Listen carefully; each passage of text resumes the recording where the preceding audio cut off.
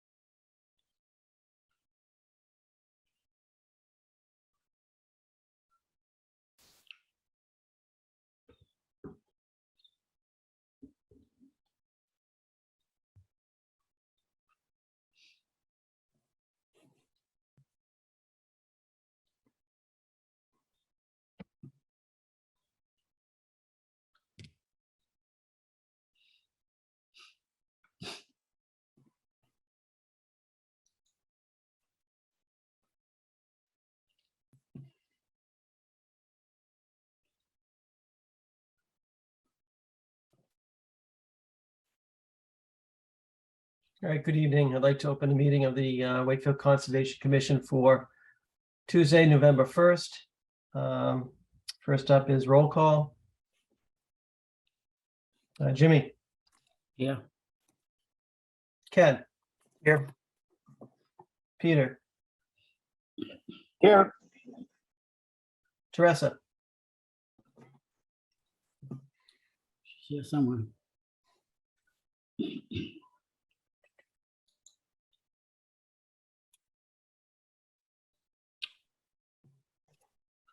Sorry, I'm having trouble with my computer, so I'm on my phone. Okay. We know Paul is, I believe, still on vacation. Actually, no, Paul, I think you're back. Yeah, I'm here. Yeah. I just need to get a camera set up. Sorry, I'll Okay. be back in a moment. All right, welcome back. Thanks.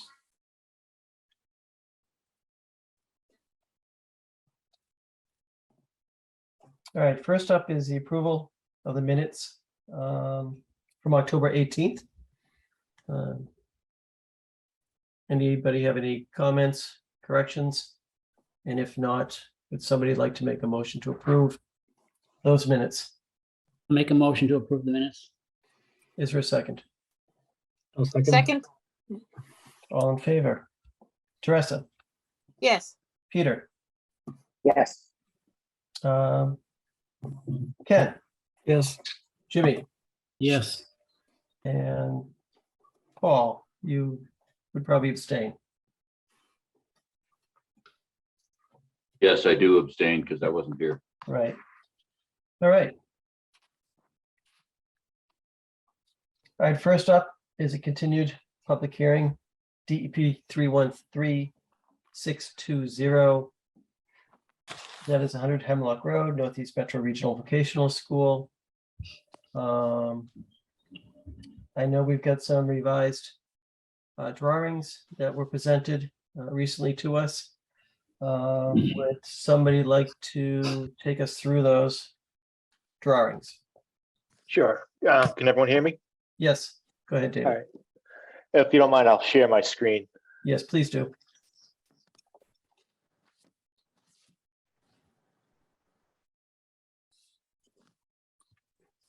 All right, folks can see this? Yes. All right.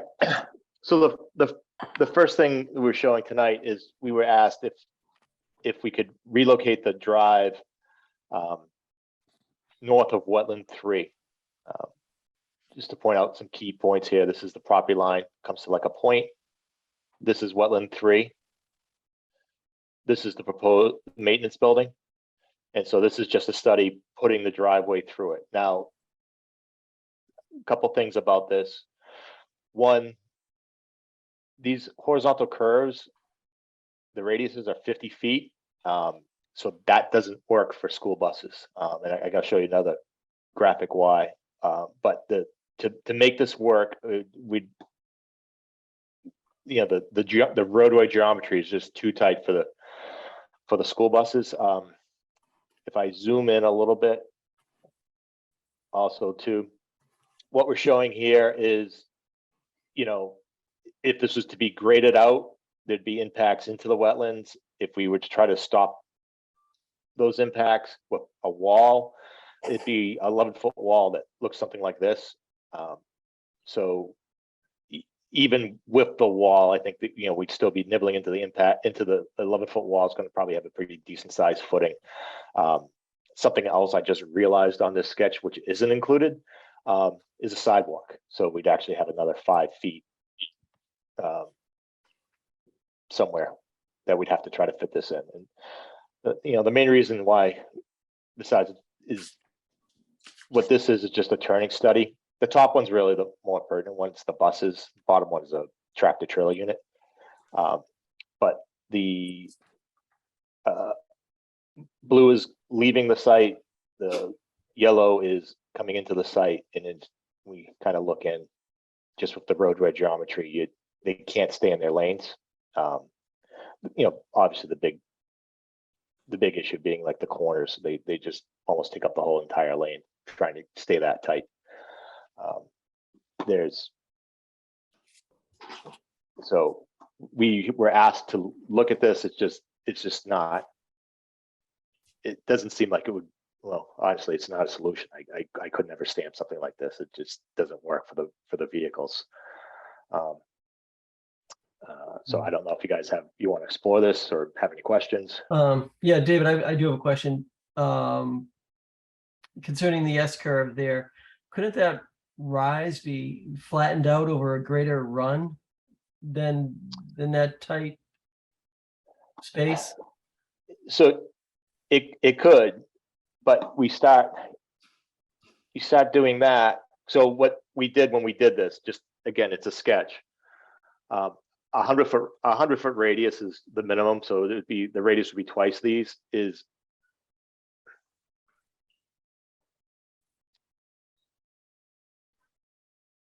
We start to lose the effect of doing that because we start to come back in close to wetland 1 if we try to stretch it out. So the more, if you can imagine, just trying to stretch this out until we get 100 foot radius, we'd actually be pulling the top here down, probably.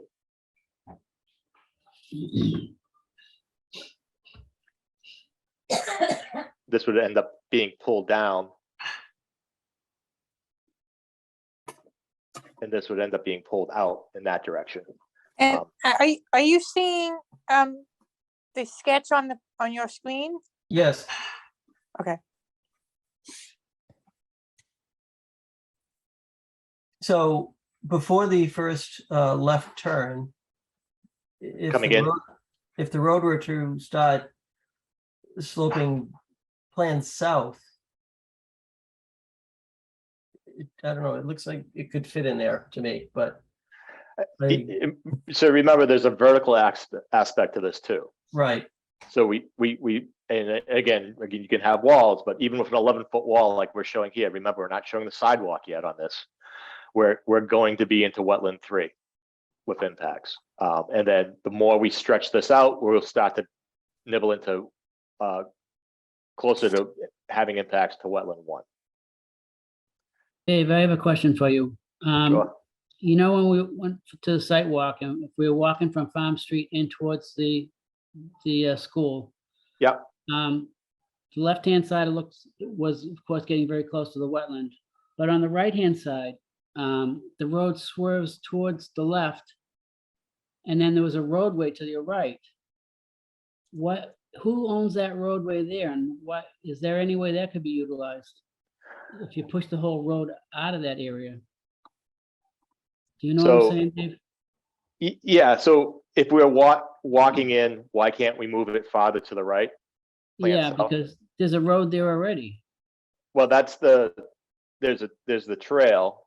That's the and let's- easement, right? Utility Yeah. easement. It starts to run into the utility easement, and that would be a little bit more evident on the bigger plan that we have, Hmm. which honestly I think is a more viable option. What's a Again, more this viable? What's a more viable option? the plan you haven't seen yet. Oh, okay. So maybe we're gonna see one in the easement. No. I sent these over Thursday, so I thought you guys might have seen them already, but I did see this. okay. So, and another piece of this too is, I mean, maybe, this program element could be relocated, which is maintenance building, but this roadway doesn't connect in any clean way to the site circulation. So that being said, oh, here you go. Sorry. So you were talking about like if it sliding this farther south, Yeah, which, if you don't mind, I'm gonna jump ahead and we can come back to this. But I think what this study shows is what happens to the wetlands when we move it planned south, okay? And I have another sketch that kind of was what we've previously proposed, so you can use it for comparison. We can switch back and forth. But here, what we've done is we've pulled the road farther to the plan south. Now, in the previous proposal, we had about 450 square feet of impact to wetland 3. And by pulling it farther plan south, we can reduce that to 126. There's more impact to the non-jurisdictional wetland 4 when we pull it south. You can see this curve that we snuck in, right, to start to bring it in. Because remember, we're trying to sneak this through all these different wetlands. So if this seems to be, we can transition it farther south. This also shows a 5-foot sidewalk on it, by the way, if people are wondering. So now the roadway cross section is a little bit wider, but it includes the sidewalk now. So we pulled it south for impacts to the non-jurisdictional wetland 4, which could be mitigated if we, what we're calling out here is 584, could be mitigated with a wall. Minor impact to 3 of 126 feet. We're just showing the old replication area because we just didn't have time to change it. This could be whatever. I mean, this is that 7-to-1. But that replication area could be much smaller, or we could do invasive removal or plantings or something like that. But we could figure that piece out. I really kind of just wanted to show the concept of sliding this road south. The culvert, we had more walls to maintain the bank, and there's a little bit more, I believe, bank impact, but in the line of like a couple feet, just because now the culvert's at a little bit more of an angle as opposed to more perpendicular. If we move closer to Farm Street, this is kind of the big move. Now, I'm going to, just so everyone can remember, I'm going to go flash what we had previously proposed in this area, which I don't think folks liked. So this is the previous proposal. Okay, so the red is where we have the permanent impacts. The green was where we were talking about replication. And when we slide it plan south, and now this is graded out. So on this, we're trying to minimize impact with walls. So there's even temporary impacts during construction. On this, we slid it over. Again, this also includes the sidewalk to not have any impact to the wetland series 1. It's graded out without walls. This is the impacts we had talked about. Now this is now moving this more into the ledge, but it does pull the impacts out of the wetland 1. And just so folks can train their eye, this orange line is a 25-foot offset from the buffer. So, From the BVW or from the buffer? sorry, from the BVW, thank you. Yep. From the BVW. So if you can trace it there and just kind of train your eye so you can kind of understand. Sliding this over, I think it ended up being slid over about almost like 40 feet. Mm. And I can pop one over the other if you want. Yeah, I do. Would that help? Yes. All right, let me.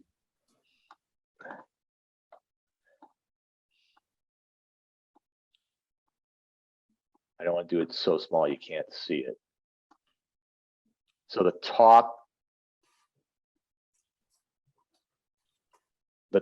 was previously proposed, the bottom is what we've come up with now. And the scales should be pretty close because I have to scale them using my zoom, but just so you can see, again, slightly more impacts to 4, which is the non-jurisdictional one, reduction in impacts to 3. Again, more walls to kind of protect the culvert. Let me slide that up. And then as we move down, you can see we've pulled away from the wetland so we can have the grading end before the wetland itself without walls. Mhm. That would be good.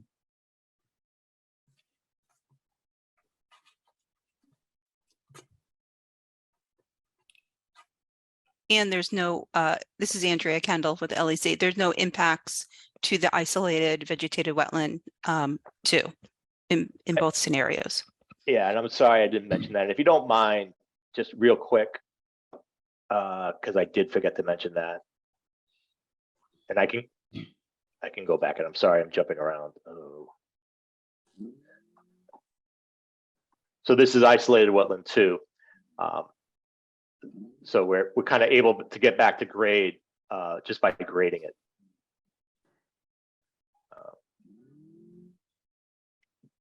And that was kind of like our southern. You almost build these things off of like lines, but we try to get it out of 1 far enough as far as we could without impacting 2, and then slide it down 3 as much as we can without wiping out 4. And I'll go back to the split view. So bottom is currently proposed and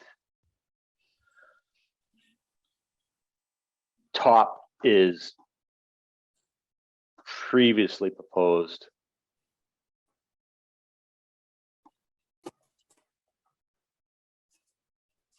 And also the top doesn't have the 5-foot sidewalk. The bottom does have a 5-foot sidewalk. Mm.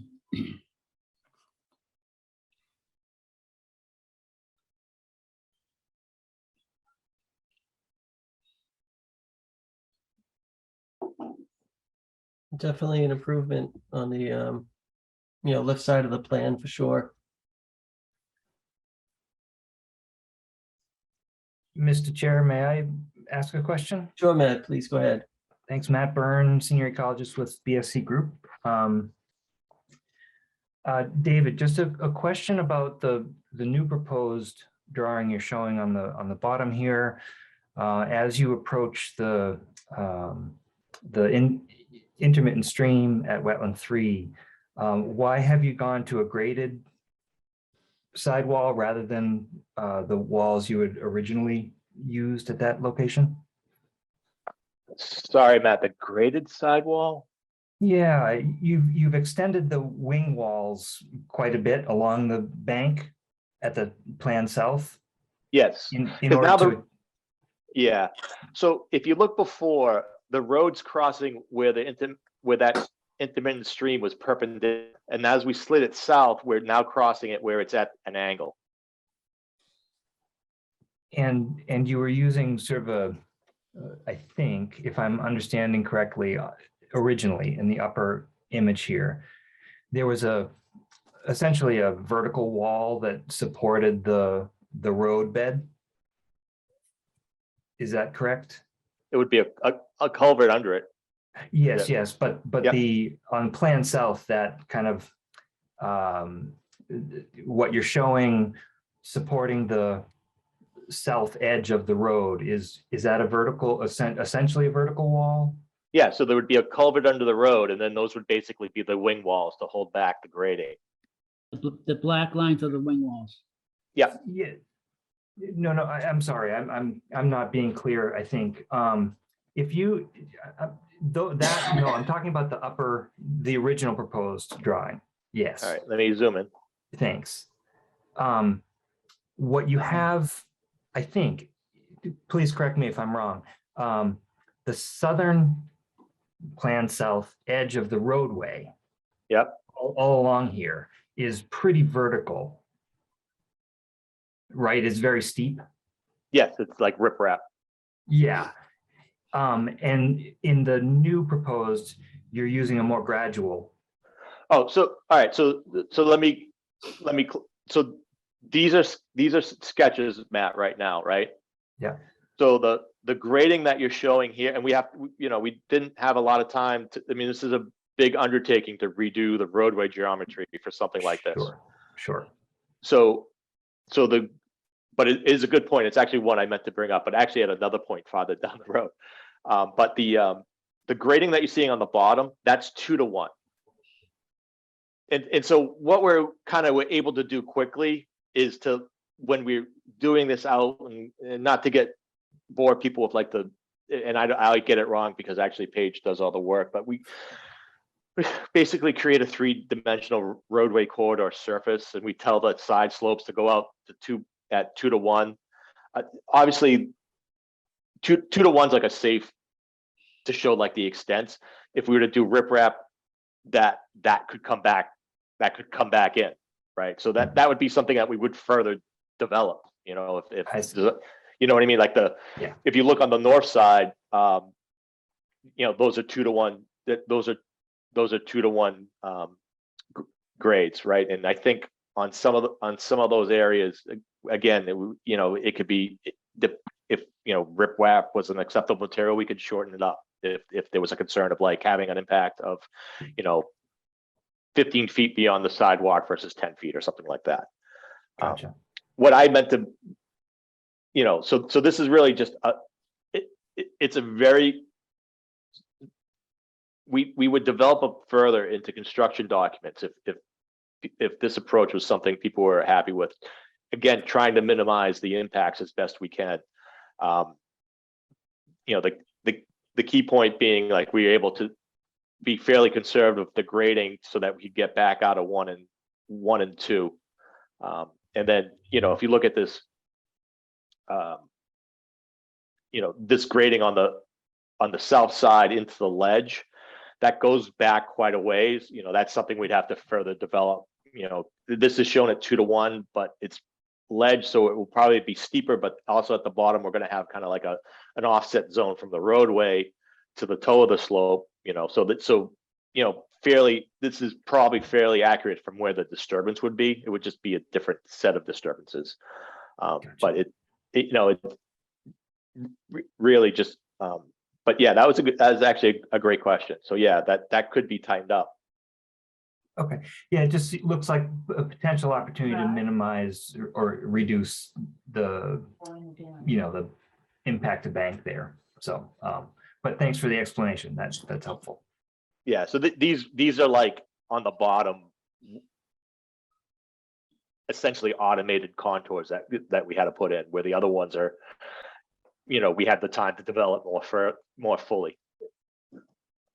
David, are those representing 1-foot contours though? Yep. Yes.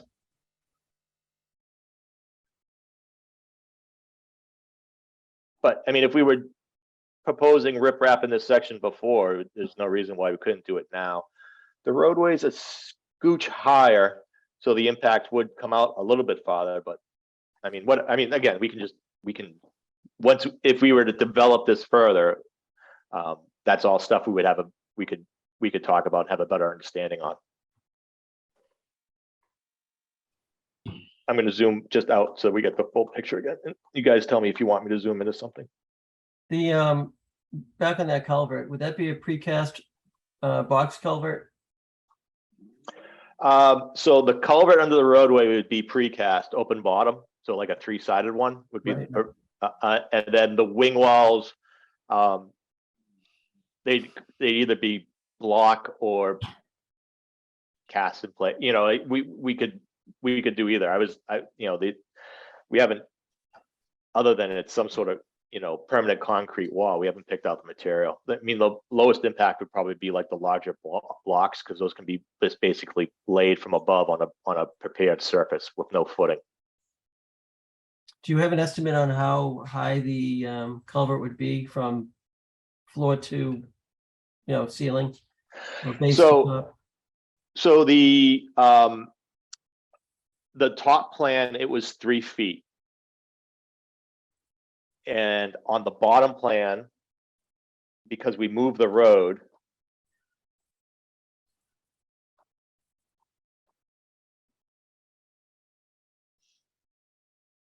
I believe, and again, this is something I would have to like flesh out a little bit more. It could be more because the road over it at this point is now higher. Like 5 feet? If the floor of it's 138, yeah, it could be 5 feet, Hmm. because the floor of it's 138. Mhm. Okay, And then, but again, you know, what I would want to hear is direction on, we like higher culverts if it's possible, so that, because also I have to have the utilities run through here too, right? So that at a certain point, I can't have a 10-foot high culvert because I have to get a drain line through it or something like that, But the culvert could be bigger here because we're picking up 2 feet of roadway height. yeah, I mean, obviously you'd want it to be a wildlife corridor. For Yeah, anything from small amphibians up to deer or, whatever. So we could look to maximize that. As far as blasting goes for this area around this resource, this wetland, is the only blasting over at the front of where you intersect Farm Street to push the road over? Is that the only blasting you're gonna do there? So what you have on the screen now, this is all fill. Right. And I'm gonna slide the bottom one to the left and okay, and now the roadways itself is on fill, but it's this area over here.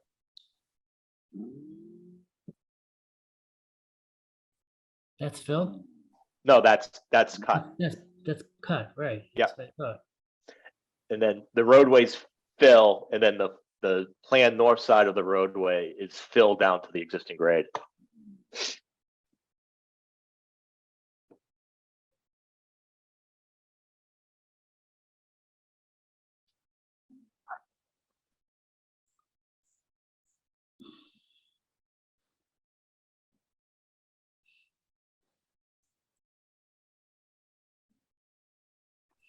Yeah, I'll zoom back out, try to line it back up, if you don't mind. If you, anyone else.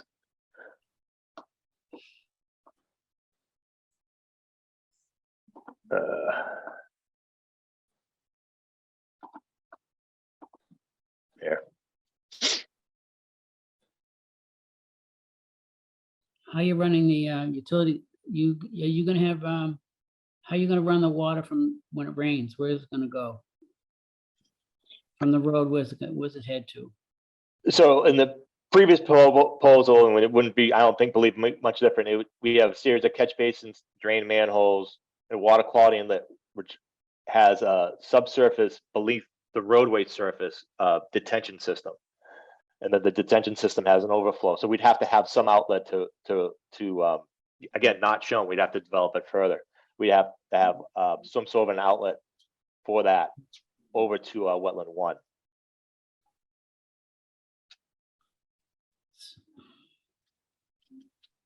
Can I ask a question? Sure. On the new plan, now that you've moved the road further away from the wetland, at the closest point down there, how close is it to the wetland? to the wetland.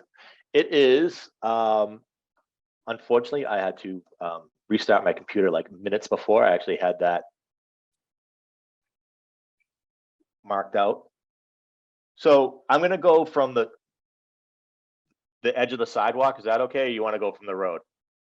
Edge of sidewalk, please. Yeah, edge of sidewalk, yeah, exactly, thank you.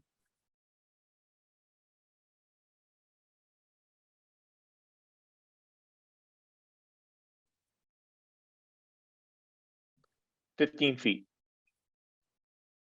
That's the closest point? Yeah, it's this little, see the little point? Yep. And again, these are grade, these grades are at 2 to 1, right?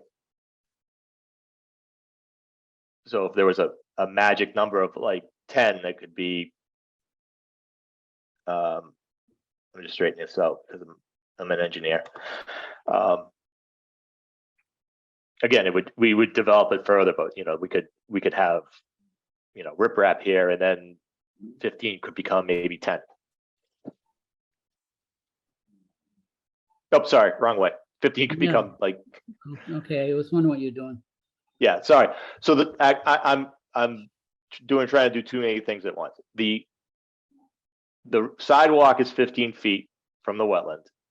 We could shorten up the grading if it was desired in this, as we get closest to it with riprap. So right now the closest grading is looks like it's about 5 feet from the edge of the wetland. We could probably get that to like 10 feet if we did riprap. Sorry for the confusion.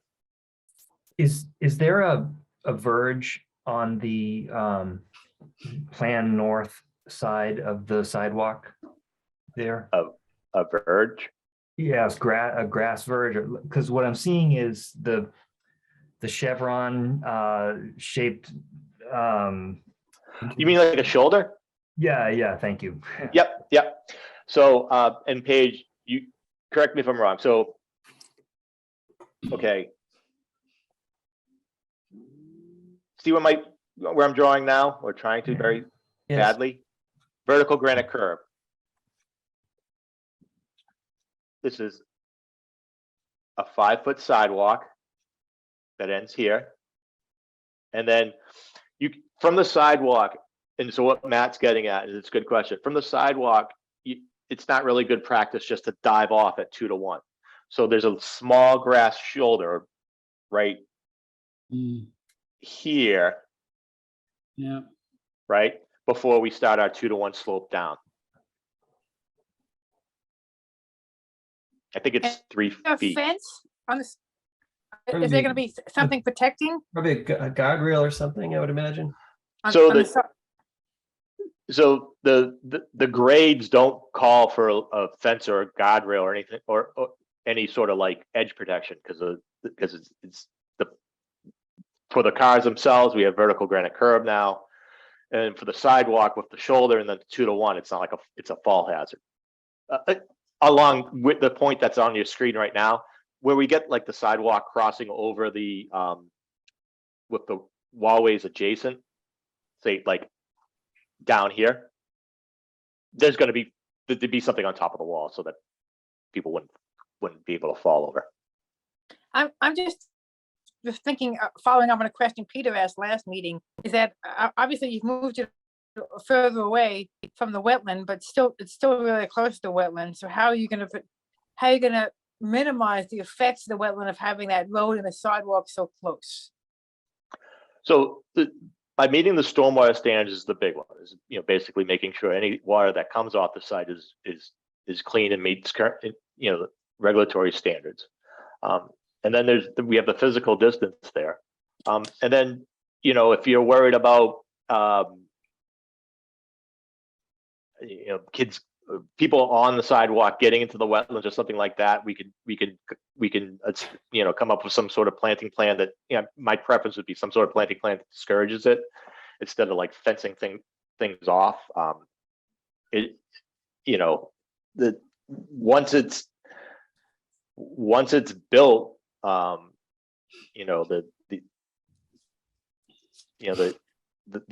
two should coexist fairly well.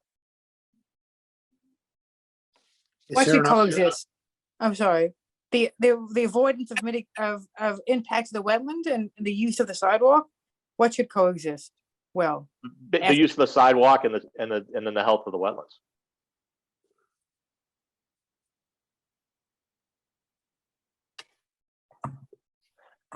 But again, I mean, we can, if there's a particular direction that we can further develop, and we can, you know, I mean, you know, is there a desire to fence this off? I guess I thought maybe canopy was a big issue. Would there be an opportunity to I mean, this is the southern exposure. So in the summertime, it's going to be in the sun unless there's a canopy. Yeah. So the hill's still here, so it shades it a bit. But with the new layout, we can provide. There's opportunity to mitigate any canopy loss with upland plantings. Yeah,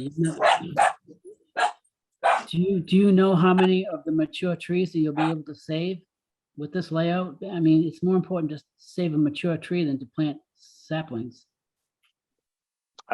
No, again, we'd have to develop it further, and again, we don't have, you know, we can, you know, we can go out and develop a plan around, you know, obviously,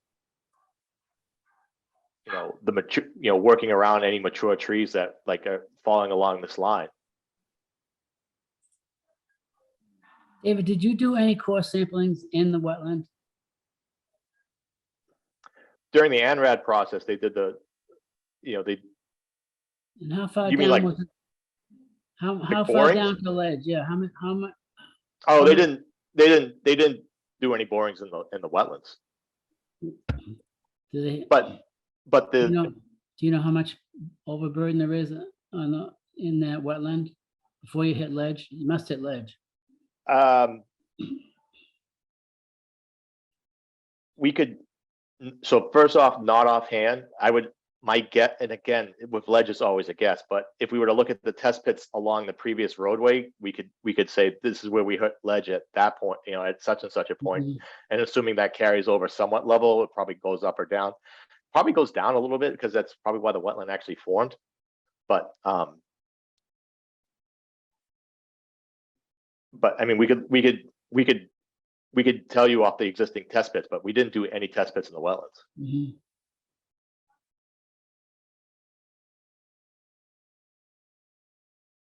And then, you know, there's other opportunities for providing other types of mitigation by, you know, which, you know, Andrea can get into, and I think Matt can kind of like look into once we kind of have more of a solid direction on like on the roadway itself. But there's areas like I believe on wetland 3 where we have invasives. You know, there's areas of disturbance in the buffer zone that aren't impacted by the roadway or any of this work that we could restore. You know, we normally, you know, we could offer to restore. You know, so there's things like that we're also, you know, willing to, or just would want to explore with you folks. Hey, David, I'm sorry if this is something that everyone knows except me. You're now showing all the sidewalks, and you were, you know, at the last meeting, you were saying that sidewalks were not contemplated, and I just wanted to make sure I understood what the change was motivated by. In no uncertain terms, we've just heard from folks that, you know, the school didn't feel there was a need for sidewalks. The design professionals helping the school didn't feel there was the need for sidewalks. There's actually desired not to have the sidewalks, but we're hearing from during the public hearing process that there's a desire for a sidewalk. So that's why we're Okay, showing one. which public hearings? I'm just curious whether it's. I mean, we've heard it at these public hearings, and we've heard it from the traffic advisory committee. Our concern about, I just want to clarify that I thought our concern about sidewalks is that it was designed not to have a sidewalk. And then, you know, as soon as it was built, the sidewalk was, you know, was required, that would have, you know, that would have changed our thinking. I just wanted to make sure that I I understood what was different. That's all. Yeah. I thought I had missed something actually, that one of the other boards had said there has to be a sidewalk. I think the TAC came pretty close to saying that. I'm sorry, the Traffic Advisory Committee. The Traffic Advisory Committee. I'm sorry, that's not us. Okay. That's fine. I appreciate you telling me that. I just didn't know. I just wanted to understand the reason. That's all. Yeah, and to be honest, so the bottom plan, you know, even if you were to say, you know, if everyone was to, you know, throughout the town would say, come to consensus and say no sidewalk, I don't think we'd be taking that 5 feet and moving the roadway closer. We just wouldn't build the sidewalk and leave the road farther away from the wetland. Okay, that's helpful to know. So the worst case, so you're giving us more of a worst case scenario. I understand. Yeah, that was It sounds to basically me- the it intent. sounds to me like there's going to be a sidewalk, just as a practical matter. You're resigned to there being a sidewalk.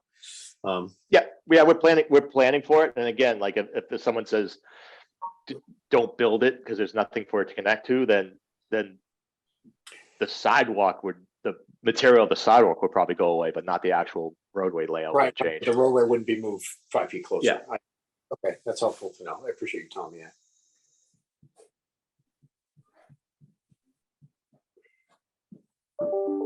David, you brought up the idea of offsetting, mitigating some of the impacts associated with the project with buffer zone restoration or invasive management or something along those lines. I think. Or both. Pardon me? Or both. Or both, yeah. One thing that I think is missing at this point from the filing generally is kind of an evaluation of the extent of buffer zone impact that we're talking about. Just kind of a tally of area within 100-foot buffer zone, within 25-foot buffer zone that is proposed to be impacted. So I think that would be helpful to develop as you take this concept forward, if that's the direction people go, so that there's a way to kind of say, well, okay, what are we able to achieve by way of restoration or mitigation for those impacts. Yeah, and to be truthful, we actually have those numbers for the original alternative on the top. We just don't have them for the bottom. Okay. I didn't see those in the filing. I entirely could have missed them, certainly. So I'll go back and look for those. But going forward, that would definitely be helpful to be able to evaluate. Matt, we can reach out and tell you where to look, and if they're not in there, we can tell you what they were. I mean, they're not super germane now because they're. I feel like we're heading in a different direction here. But yeah, we did. I know we quantified the work within the buffer zone, and I just don't. Again, with this filing, it might have been more focused on the impacts of the actual wetlands, but we can have all those numbers for you for whatever direction the consensus moves us towards. Right. Thank you. And this really isn't, and while there's more buffer zone, which is definitely a good thing on wetland number 1, wetland number 2 is really, there's no buffer zone on part of it. And very little, it looks to me like it's very little I'm sorry, which is the buffer zone that's closest to the parking lot, if I have the number. All right, so if we go, you see this is 1. Yep. 2. 3. 3. I meant 3. I'm sorry. 3A and 4. And the 4 is non-jurisdictional, right? And it's and that's a northern exposure. So that at least it seems to me like that's probably somewhat less sensitive. Yeah, and 3A is non-jurisdictional and 2 is non-jurisdictional. But 3 is jurisdictional now. Yep, 3 is. Yeah, And 1 is. That sort of, so while the change you made to the road was helpful was helpful as to wetland number 1, it really was it doesn't do anything for wetland number 3. Well, it did reduce the impacts from 400, like the direct alteration from 400 to 126. Okay, that's the direct alteration of the wetland, but I guess my point was the kind of the buffer zone is sort of, Yeah. there's very little, there's a negligible increase. There's zero buffer zone on part of it and a very small buffer zone. And again, I just worry that the direct sun coming right off the pavement and with no canopy is gonna my concern is that someone would, if this is altered, if this turns out that this wetland is altered, I think everyone would, in hindsight say it's pretty predictable when you take away all of the buffer zone, that would happen. So Andrea can jump in if I misspeak on any of this, but 3 was the one that we seem to have an opportunity, if we were maybe to do some invasive plantings, we could plant more in upland areas around the wetland itself. And then we can plant, we could look to do canopy trees planned south of the curb that would provide shade over time to 3 itself. I guess I definitely like what's happened on the western side of the plan here, but I'm not convinced, I guess, that we still cannot go north of wetland 3, close to the property line and snake the road through there. I don't know. It still seems like it's a possibility. I have to be honest. So this is approximately 100-foot curb where I'm running my cursor along now. Yes. We did the top because we were asked to. There's nothing approaching this that I could put my stamp to. Wetland impacts or not, I can't have a bus going into the opposing lane to, on a day-to-day basis. Right. I'm not suggesting that.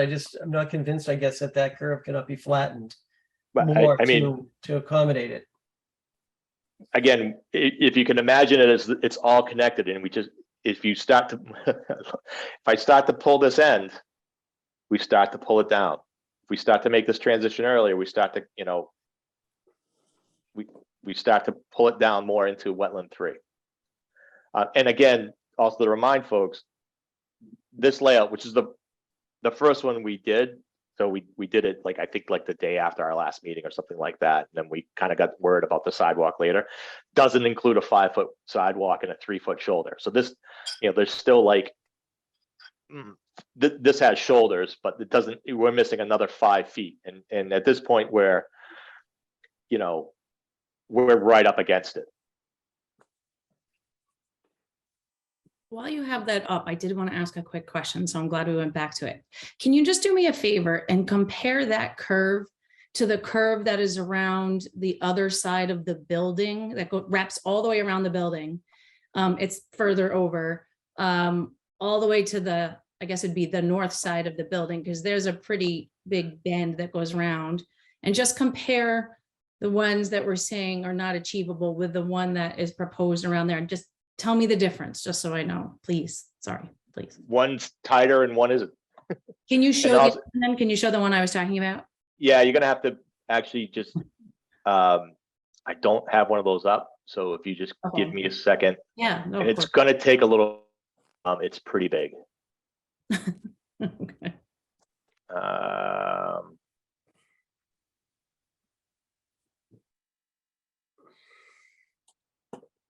All right, so this is literally got a couple of minutes, so I don't know if anyone else has any other questions for it to pop up.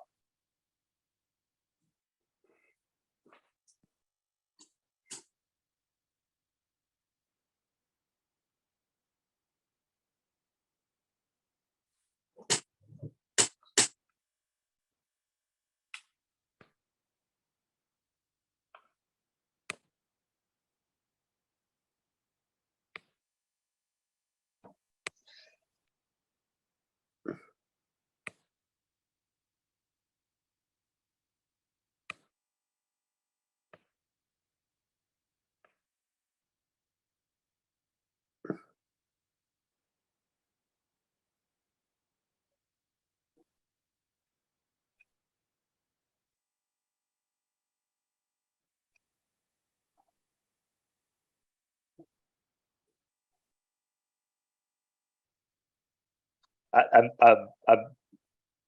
you know, I can, so we're not staring at my blank screen. Is there anything else? Any other questions? Or, I forget, I don't have the email in front of me. I can pull it up. About any of the other things we wanted to cover tonight?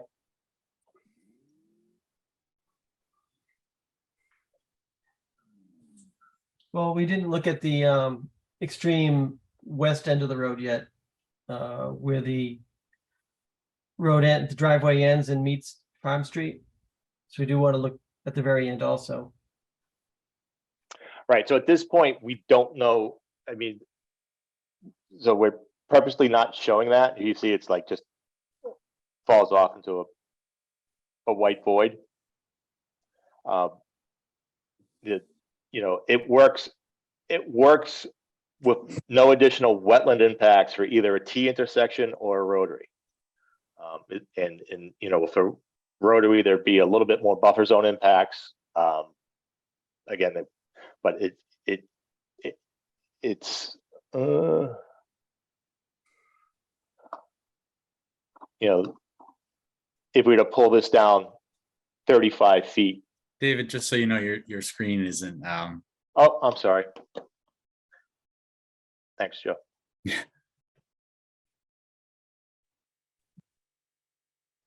Sorry about that. And that big drawing set's still trying to pull up. But sorry. So on the bottom, we're, you know, right now. Dave, I'm sorry, I still don't see anything unless this is me. This might be no, used it's- forever. It's- Oh it's no, coming. now we got There it you. is. All right. So the new layout works with either a rotary or a T intersection. School's preference, strong preference is a T intersection. There's a desire for the town to have a roundabout. I shouldn't be calling it a rotary. Roundabout's a more correct term. Pulling it farther to the south, you know, in either case, there'd be buffer zone impacts, but I think all the work would be beyond the 25.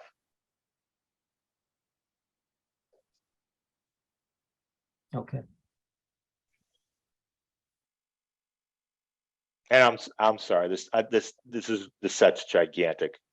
I don't know, Paige, if you have this up or you have the ability for the whole site.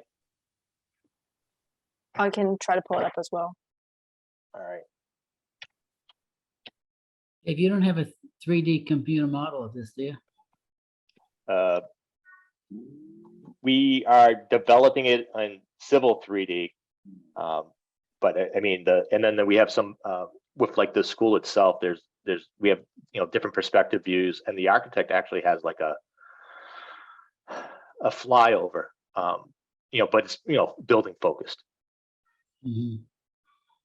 But do you have do you have a civil one that shows like just the contouring? We could develop one. What would you be looking for? I'd just like to see what it looks like without anything on it. I'm not trying to make you do extra work, Dave. Yeah, I'm just trying to understand the request. I mean, we can cross. It's just I'm curious. I mean, I think it'd be very interesting to see what this thing looks like in 3D. I mean, we could that's a dynamic type of thing, but we could cut some cross sections. I think that would be right. Do you have any profile, you know, drawings already?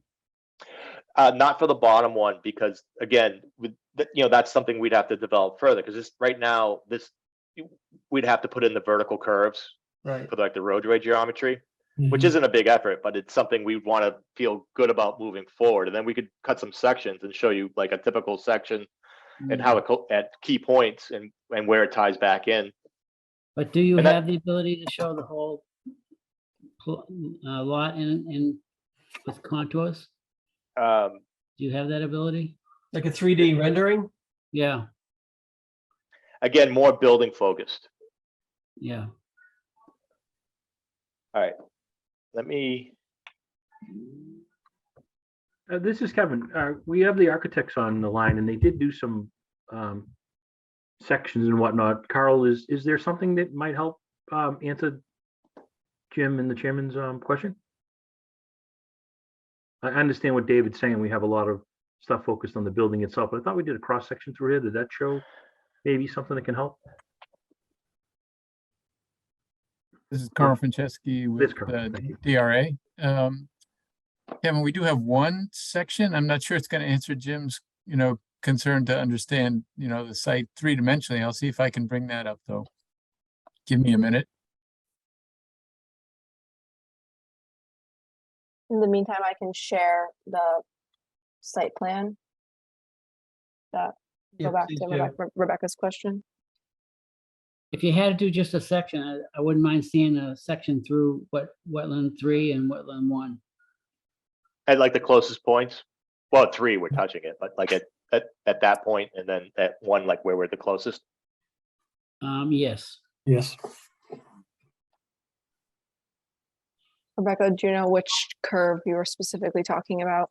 Yes, exactly that. I just wanted to understand the difference between that turning radius and the one that wouldn't work out for the buses crossing over into the lanes. This one here, No, I'm sorry. If you move up to the top. this one. Yes, thanks. Yep, that's it. I have to look at what this actual radius is. Josh, if I don't know if you're on, do you know off the top of your head? I would have to pull it up and actually, hold on, let me just stop sharing for 1 second. I can take a measurement. I think that's also one-way circulation. Yes, I believe that's also true.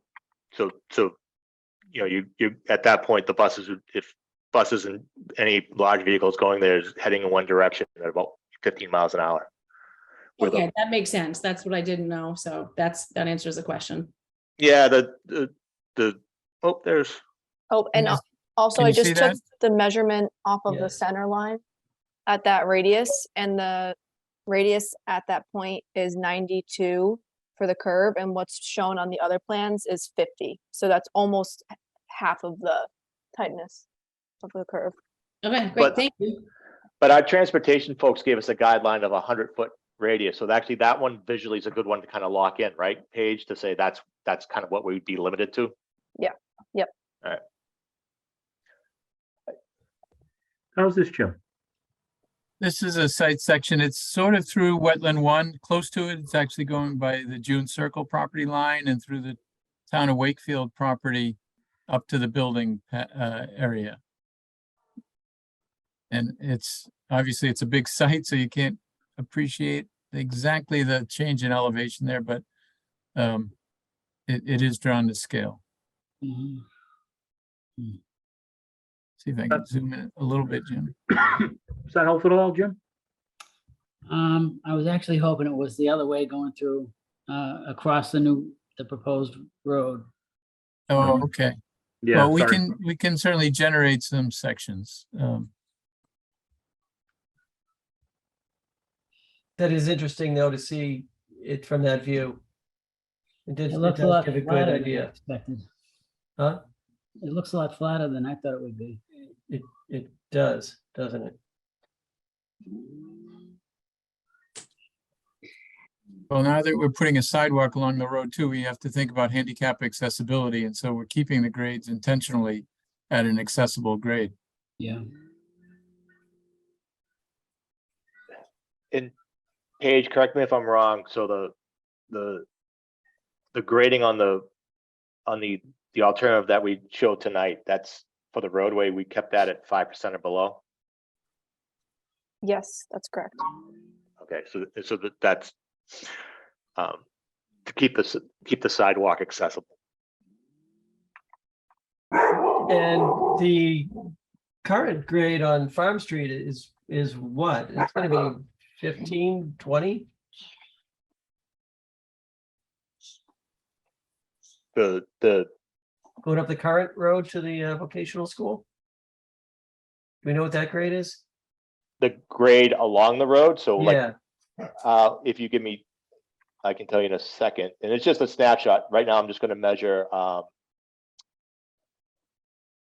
between two of the contours right at the beginning of the old layout.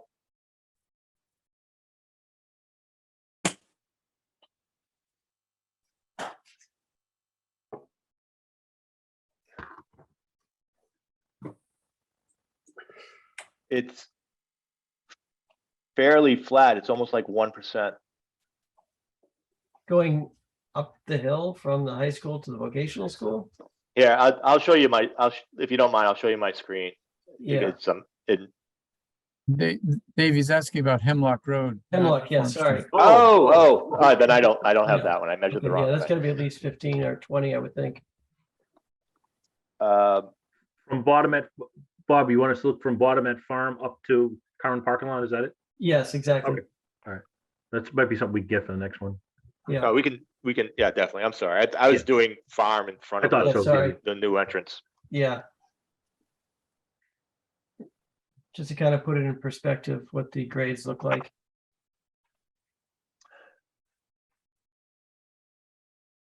And David, could you go back to your drawings again, please? sure, I'm gonna actually close this large set that Rebecca asked me to open because it's actually fouling my computer. If we're, I'm really sorry about that. that's all right. It's not you, it's probably my internet connection. I did the first one from the office. All right. Sorry. All right, so what would you like to see? Yeah, the drawing's fine. All right, so I just want to, I guess, be clear and guarantee that there's no way to make that S flatter and make it work through that area. Not with two-way traffic for buses. Without starting to impact 3 in a large way. Much Yeah. more than we're showing on it right now. Yeah, I much mean, my more. thought there is you would avoid doing a culvert. You would avoid impacting the 3A and 3B. I don't know how much impact you'd actually have to 3. By the time we were done with it, we'd probably take out half of it. I'm sorry.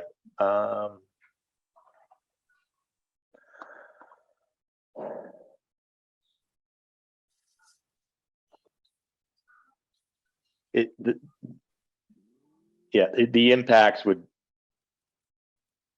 to make it flatter and to make it work for 2 buses and to have it a sidewalk, we would probably end up, taking out a chunk like that. Yeah, see, I guess I'm not seeing why it can't be more of a diagonal than an S curve.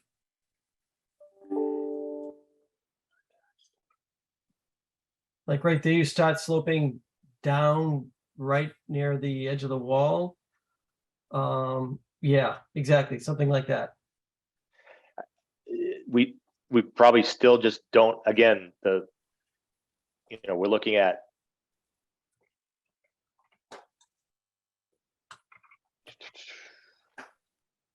Right, from what I'm seeing is we don't even need any curves if it was a diagonal. Maybe it's just me looking at it that way and nobody else sees what I'm seeing, but Are you saying That's to not right. connect to it like further, a little bit further up of that maintenance building instead of like in the middle of it, but above no, it? I'm saying, you do more of a diagonal line instead of an S curve. You've got the area to the southeast of the S curve. You could cut in through there and then still meet your lower driveway without any S. I'm thinking you could fit it in there. I mean, if we were to run this, to not have the grading run in, we'd have to run the wall along the side of it, which, Yeah, so if you run that, just run that wall straight down to the bottom of the S. Essentially, I'm not saying you build a wall that way, but that's what I'm envisioning the driveway to be, something more like that. I don't see how, I know, we end up with like essentially a 10 by 12 area of impact on the alternative. I will be walling this in on one side. I'm not sure we can actually physically fit this all in here. And then this is at its highest point, this is an 11-foot wall. Mr. Chairman, this is Kevin. Dave, if you go up a little to that corner point of the property line, That one? isn't that, what does that end up looking like if we were to try to do this? Isn't that ledge? It is ledge, and we, Well, I don't know that we can physically blast in order to do that. You'll end up with a vertical wall. You'd be blasting someone else's property, wouldn't you? We wouldn't be able to lay it back. It's not our property. This has to happen in our property. That was the problem at the other end, the west end of the driveway, is all this has to take part in our property. And Carl, if you want to jump in, this is a total, the maintenance building, this is technical high school. Remember this, we're building a high school, technical high school. The maintenance shed isn't nice to have. It's part of their operation. And it works with the circulation in the back of the building with those shops. This is a total redesign of the parking and circulation that I don't know how we accomplish within that pinch point of the property. I'm not speaking on behalf of the architects and engineers, but I'm common sense here. I know where that corner is. I can see it, and I know that the difficulties we have in, I don't even know if you can blast like that. I don't know if it could be done. Yeah, I can't answer that question.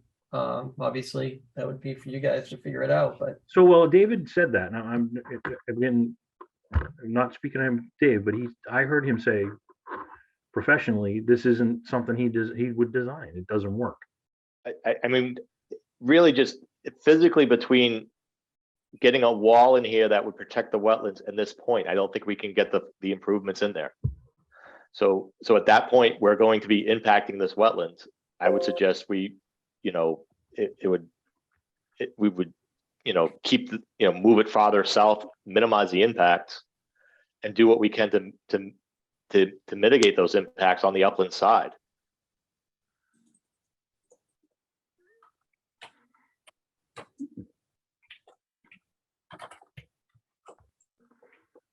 anybody else have an opinion on this? I guess besides me. Well,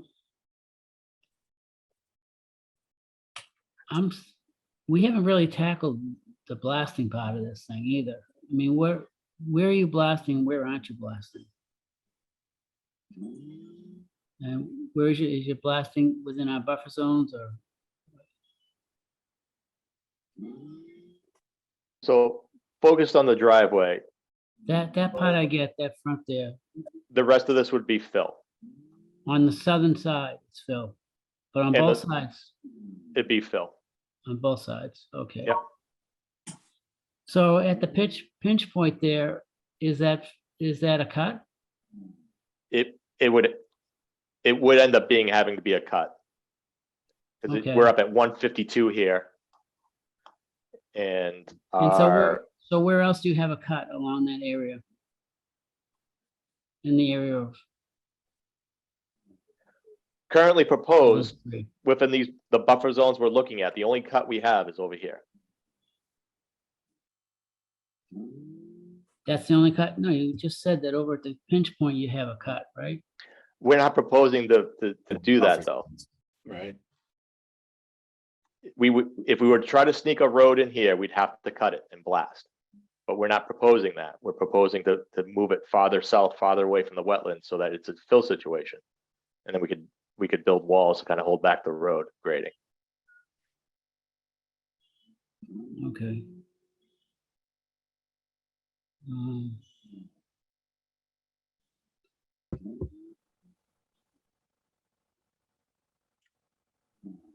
Okay, so there is no blasting inside our buffer zones that you're showing here right now. Again, Except for that area right there. this area right here. Okay.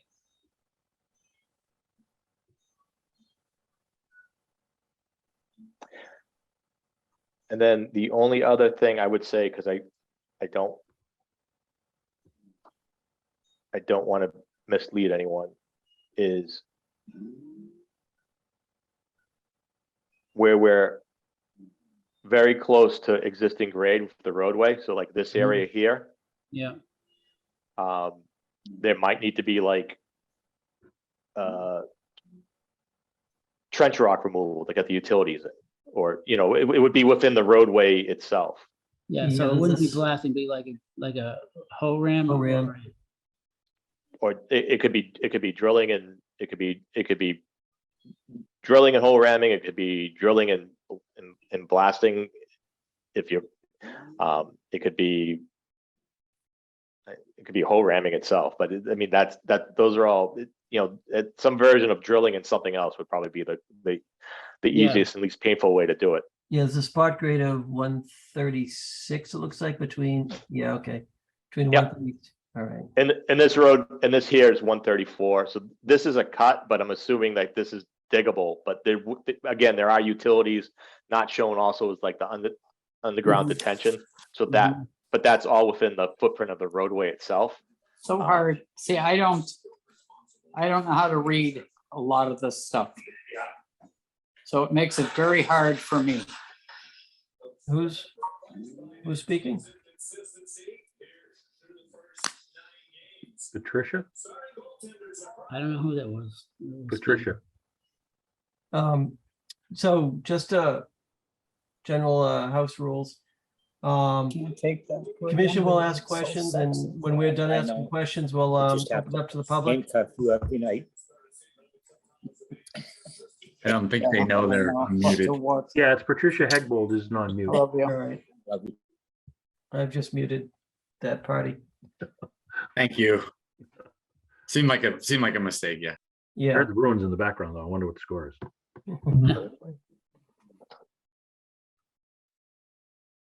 No score. And we're kind of getting up against, actually, we're overtime at this point now.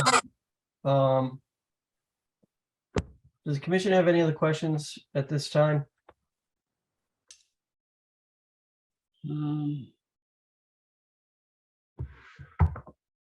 Just one question. Can you overlay the drainage areas onto this map? Or is that something totally different?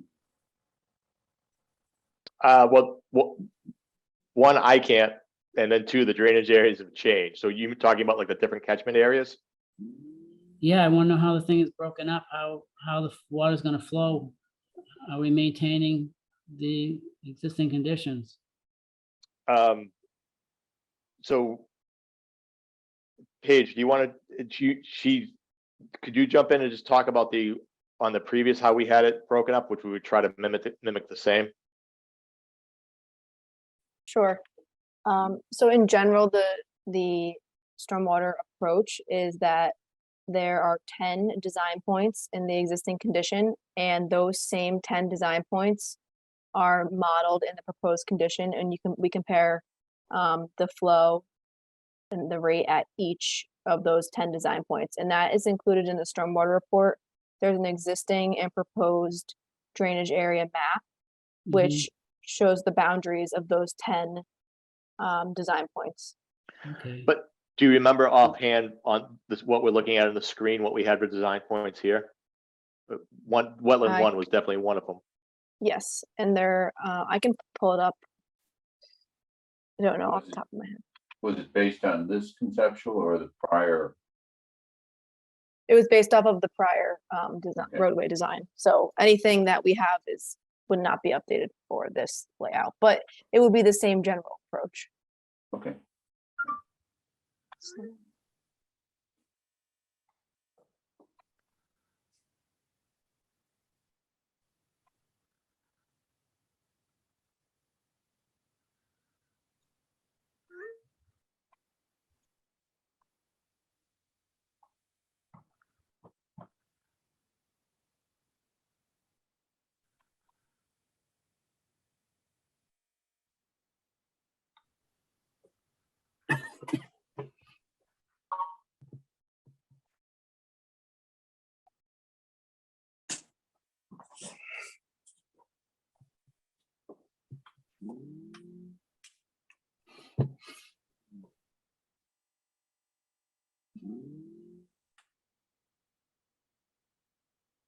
Okay, I can share my screen.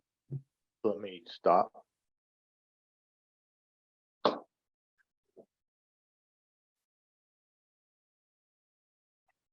Okay, can everyone see my screen? Yes. Yes, thank you. So this is an overall color coded map that show in the existing condition that shows all the different design points and what areas contribute to each design point.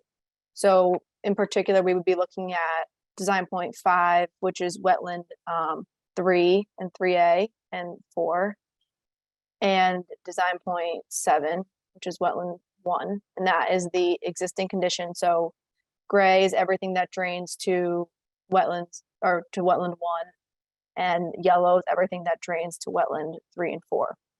And then DP, the green is another design point, right? That's wetland 2. Yes. Yeah. DP6 is wetland 2. Sorry. Yeah. All right. Yeah. So we on the screen you were looking at before, we kind of used we picked a design point for each of the kind of the wetland series.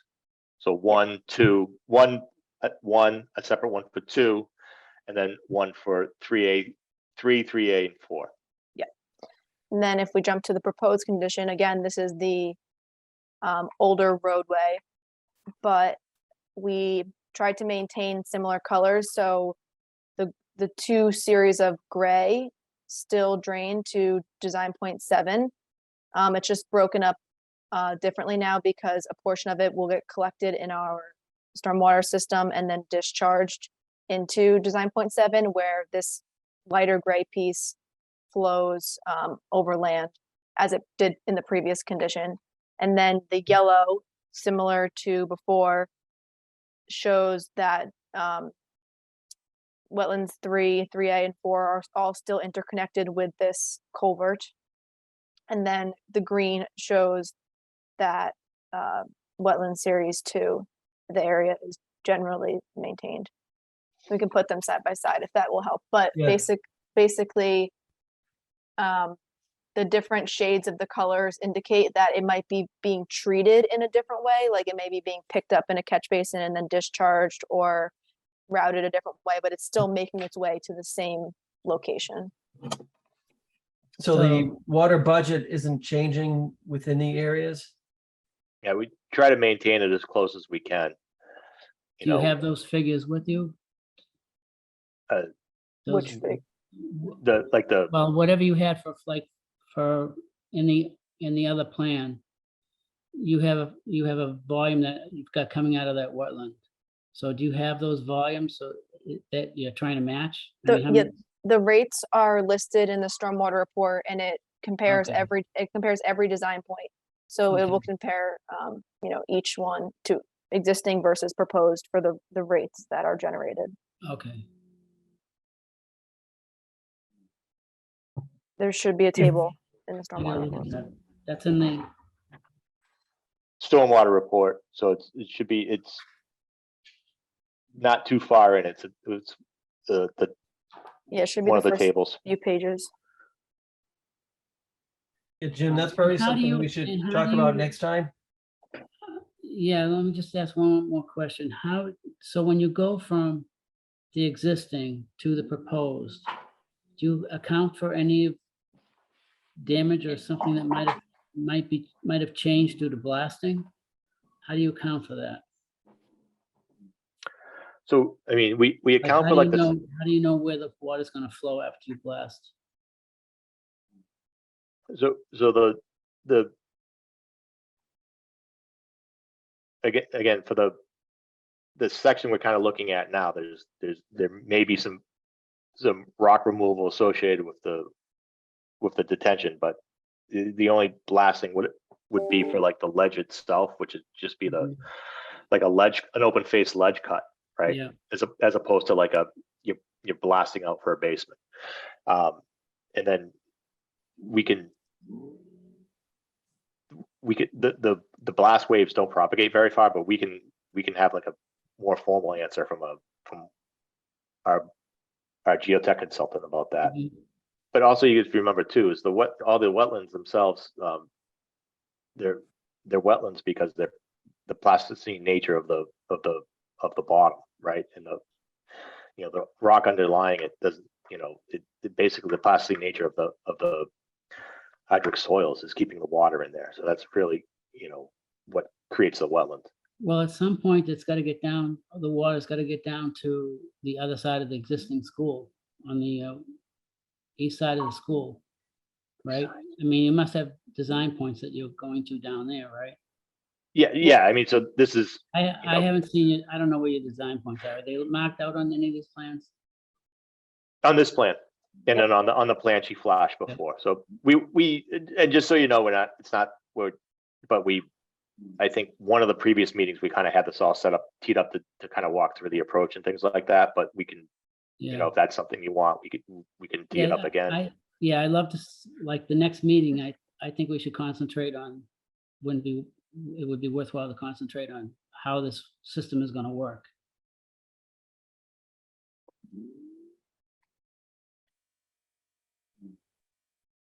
Yeah, For what agreed. it's worth, I'd be We're going to have some. I'd be interested in hearing about how the, you know, for the wetland 1 design point 7, you know, I'd be concerned about the concentration of stormwater into a single discharge point. If I'm sort of understanding the drawing clearly, so that would be a great thing to be talked through next time. Yeah, we do know there are times where there's quite a bit of water coming through there. You know, trying to make its way under June Circle from that discharge point.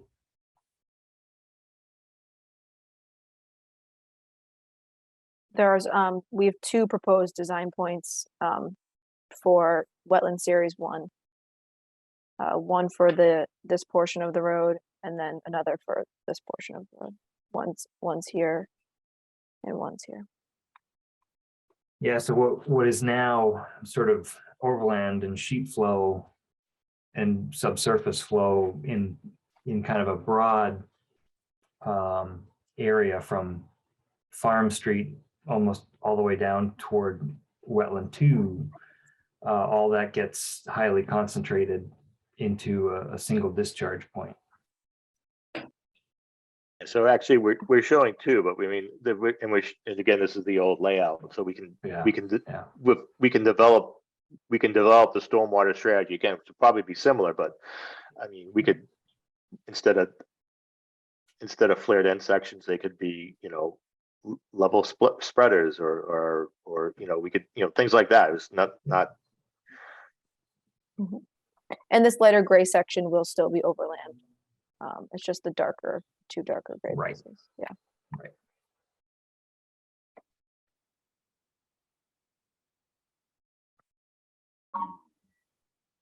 All right, does the commission have any additional questions? We will cover stormwater more, you know, in the next meeting.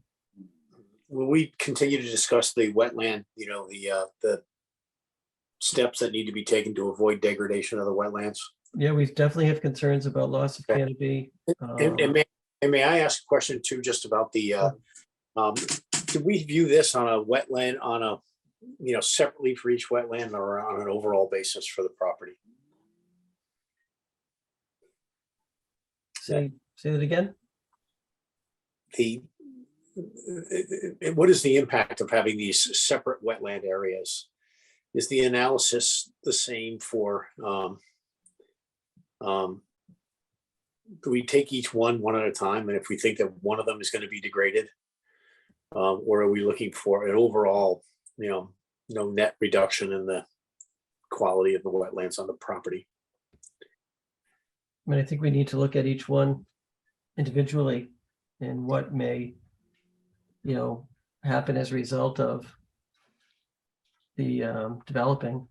I didn't know if we net it all out and say on balance, it looks like there's not going to be a net, or whether if there's 4 wetlands, you got to go 4 for, you got to have 4 for 4 for this to be acceptable to us. That's just want to understand that.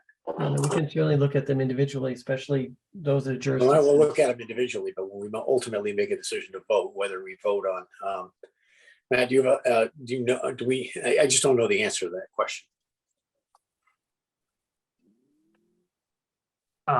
You know, generally speaking, from a permitting standpoint, I think we're looking at the aggregate, Okay, yeah, overall square footage. But we want to make sure that replication is done within, to the extent that we can accomplish it, get replication done in the wetlands that are being impacted okay, when that makes most sense. okay, that's helpful. Thank you, I appreciate that. I just want to make sure I understood kind of the rules of the road. So Matt, you're saying that the replication should be in essentially the same subcatchment. To the extent achievable, right? That's, Yeah. Yeah. Okay. it's preferred, but not that you Mandatory. ignore, if you make improvements to one wetland and have a corresponding reduction in another, it's permissible to net them all. Okay. I just want to understand the, how it's. But you wouldn't, for instance, you wouldn't want replication for wetland 1 to be done on the far side of the property near the, the old field hockey field, for instance. That's not the kind of replication that is sought. Okay. Any other questions from the commission? So in the email that Dave sent to Rebecca, one of the things on his list was discussion of buffer zone activities and protection of the wetlands.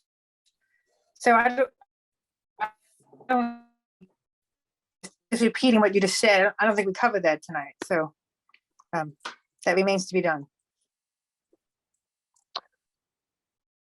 Well, So sorry. go ahead, Mr. Miller. So was your point that it remains to be fully resolved, although certainly we've been discussing it. I just make sure it's an unresolved, it's currently unresolved. It has been discussed though, but it's unresolved. Is that fair? Yes. Yes, thank you, Peter. Yeah, I just want to make sure we didn't move on and have someone say, oh, I thought we had sort of covered all that in full. We have not. Correct. I think if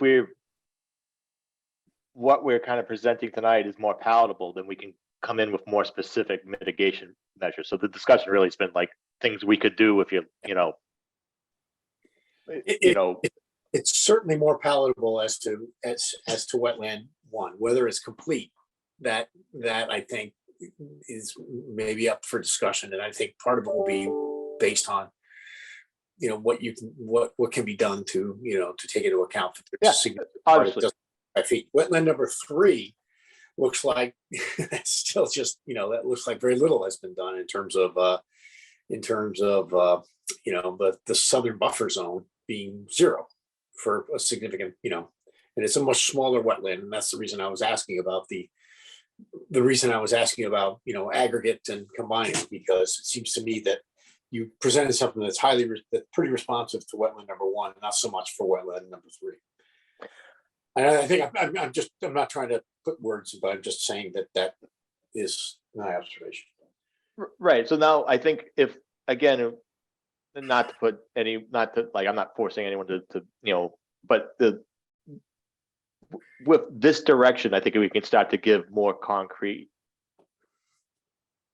mitigation for the canopy loss or habitat, or what Matt brought up, as we can make sure we spread out, we can look at the volumes, make sure we spread out the flows as best we can, so we're not doing concentrated flows, things like that. I think the buffer zone restoration on some of the other previously disturbed areas, things like that. So we can start to kind of develop that once we are a little bit more settled in the footprint, and then it can develop this a little bit further, adding in the utilities and figuring out the stormwater. Again, it's be the same approach, but just making sure, moving it south, we're not, that we're not choking off wetland 2 from too much of its catchment area. And if the new roadway alignment is, how do we mitigate that? What can we do to make sure we maintain the water balance to 2, stuff like that.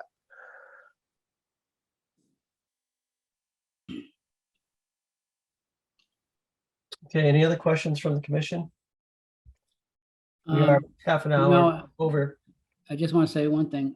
I think it might be worthwhile to do an inventory of the mature trees along the roadway. Because, I mean, if it looks like we're tearing down all the trees, you might be thinking of it differently. I'm hoping that we save a lot of those trees. Do you have them, did No. you do anything with that? No, so they don't have the survey doesn't have the trees the individual trees located on site. So the numbers that we gave you before, we kind of went through that methodology where we just did a sample area in the buffer zone and extrapolated that through like the disturbed area to give you a number of trees we'd lose. Well, I'm just interested right now in the ones around wetlands number 1 that's adjacent to the roadway. Just to see what's gonna stay and what's not gonna stay. Again, with this a little bit more focus, we can actually go up, the design team, we can go out there and see what's there, Yeah. like in one, and to kind of help assess real world impacts and where we might want to pull the grading back, or even maybe the wall gets introduced or something like that, if it's the difference between like a 24-inch tree or something. Yeah.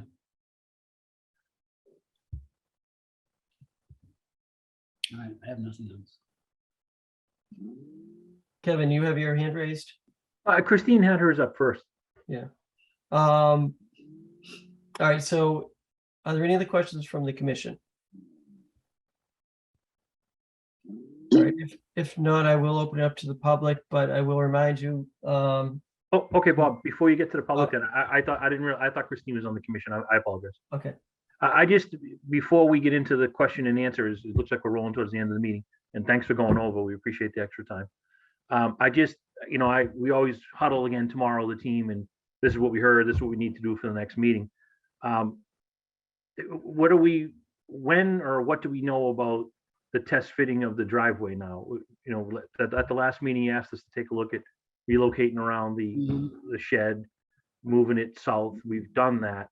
And at some point, we have to update our calculations on everything for the final location of the driveway. So when do we get direction on that? Like, I don't know what to tell our engineers about the results of tonight's meeting. Go forward with calcing out the driveway as shown, moved plan south with a sidewalk, and again, we're going to stop it at the property line at this point. All calculations are going to go up to the western end of the driveway and stop at the property line and take into account the new shift southward. So is there some direction we can get so that I can have a meaningful discussion with our team tomorrow on how to proceed? I think the commission feels good about the progress, staying away from wetland 1, on that end of the driveway. Again, I still not 100% convinced about the upper portion of the driveway, but it sounds like I'm the only one that kind of has a concern there. Anybody else have any other concerns about the road path, or would like to see something else regarding the road path, driveway path? I think it'd be helpful to better understand proposed mitigation measures everywhere to see how comfortable we are with the road being where it's shown along the new alignment. If you come to us with ideas on what else to do in addition to the replication, then we can, speaking for myself, we could better evaluate how comfortable we are with that newly proposed alignment. So we just should haven't have heard Dave- that part yet. I know David said it's coming. We just haven't heard it yet. Right. Well, I can't keep having them calculate, recalculate. We wanted to kind of have a direction so that we can go ahead and do those updates. So if am I hearing that we should keep with the test fit plan south and update based on that? Give what you just asked for, or if you could be a little more clear, it would be helpful. I just don't know what to tell them, and I don't want to waste your time. I don't want to waste their time. I want them, to get what you need, but I'm not really quite understanding what it is we have to do next. All right, so for the commission, is there anyone that would like to see anything different regarding the path of the driveway or anything regarding the driveway? I know Jim had asked maybe for some elevations view or 3D view or a view from the other side potentially with the profile. Cross sections, right? Through the road. Cross sections. Yeah, so sections through the road at like the closest points. If the culvert is to, be proposed, I would be interested in seeing the height, the clearance that would be given with that culvert. Anything else from the commission? Jimmy mentioned the trees over at 1. Yeah, we did talk about trees around, Jim asked for the trees impacted around wetland 1 specifically. I know there was a calc that Andrea had done based on a certain density, but Jim was looking for more specifics around wetland 1. And then the differences in the areas in the buffer zone that are being altered within 25 feet and within 100 feet. So I think the answer to the question is that this plan is an improvement, but we need to have more information about, as Ken said, some of the mitigation measures to really, rule on it, I guess. So, Right. So if we can develop this further with more concrete impacts, and we can also start to discuss more concrete mitigation because we know what the impacts are. So I think what the chair was doing, and it was helpful, is we kind of rattling off, listing off the things we need to look at as we develop it for the additional impacts, with like individual trees for one, monumental trees, canopy,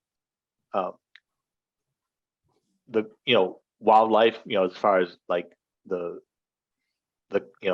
making sure the culvert serves that purpose. But yeah, I think we can again start to give better answers to your questions if we can develop this further. Yeah, it's a bit of an iterative process, right? Kind of moving along. You can't come up with something concrete and then us saying no. It's kind of we're building towards it. Exactly, and then it's exactly what it is. It's an iterative process. So we can, and then we'll have better, I think, answers for like the impacts too. Again, and trying to like minimize impacts, especially like the way that as we further develop this, we could pull in the grading again. I talked about like the grading on the north side. Can that come in? We can once we can go look at this in the field. The design team looks at this in the field. We can see if it's worth, where it's worth to have it pulled in, where it's, we're not bothering anyone by not having it pulled in, things like that. All right, was there anything else from the commission that I missed? Rebecca, you have anything else? What about you, Matt? Thank you. No, I think that we've touched on everything. Bob, I think I agree with you with the notion that S curve is quite dramatic, and it would have been interesting to see at a 90 foot radius S, but that's be that as it may. I do want to see detail on buffer zone impact. For the revised concept, but I think that I think it's moving in the right direction, certainly. And I think I heard we want those numbers in the 25 foot and then 25 to 100. I think that's what you folks are used to seeing. yes. All right, and then we'll do that for each of the wetland series. Okay, but Dave, can we clarify that goes to the property line at the west end of the driveway? It doesn't go out into Farm Street? Yeah, I mean, what we'll show is like the T intersection for And we'll quantify those. Yeah, I want to just make that, we kind of talked about that, but we didn't really get into it. That is, we're showing what has been approved in our project's open budget is the T intersection. We have added the sidewalk, and we are going to further update our calculations and wetland protections based on the southern shift of the driveway. Is that correct?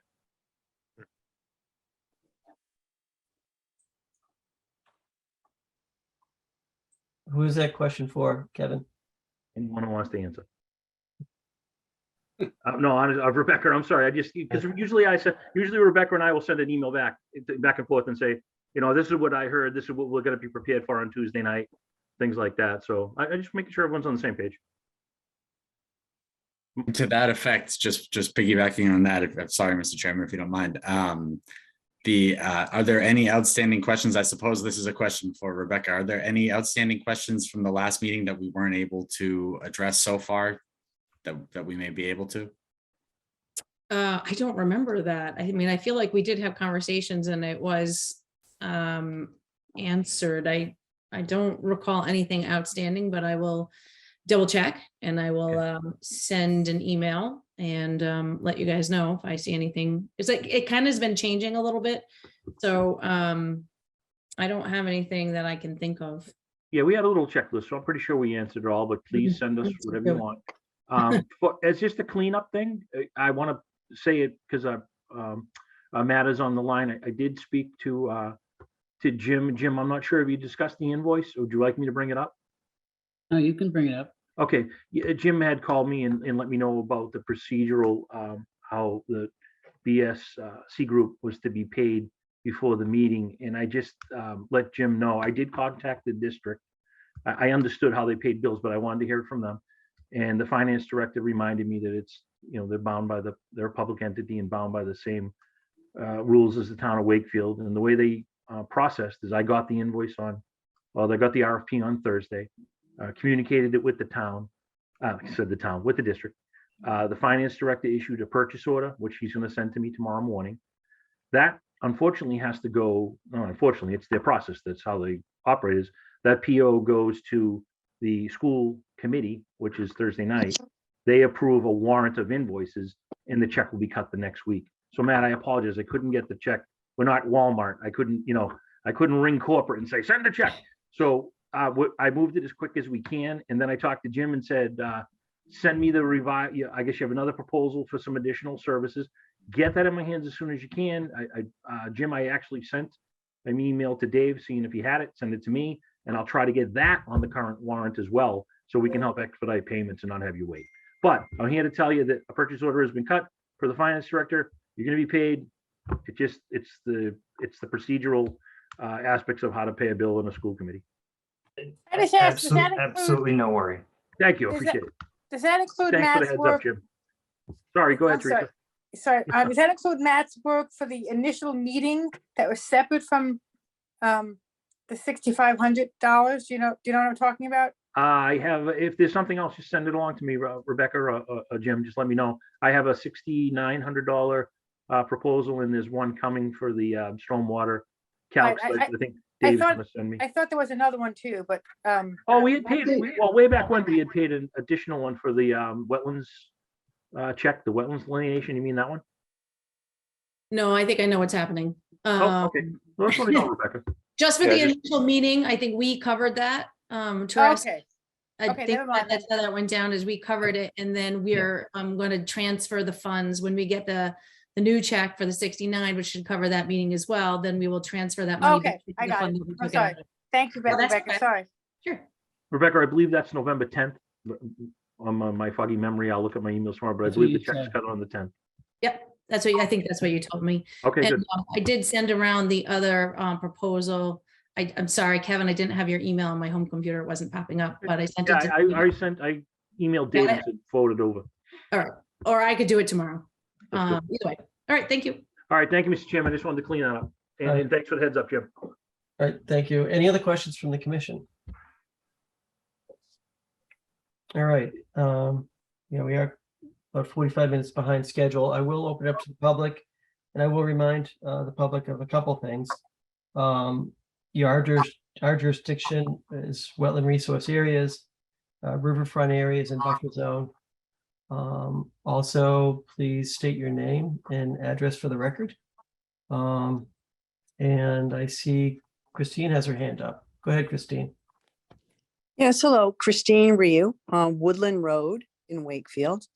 Thank you to the commissioners for serving the town.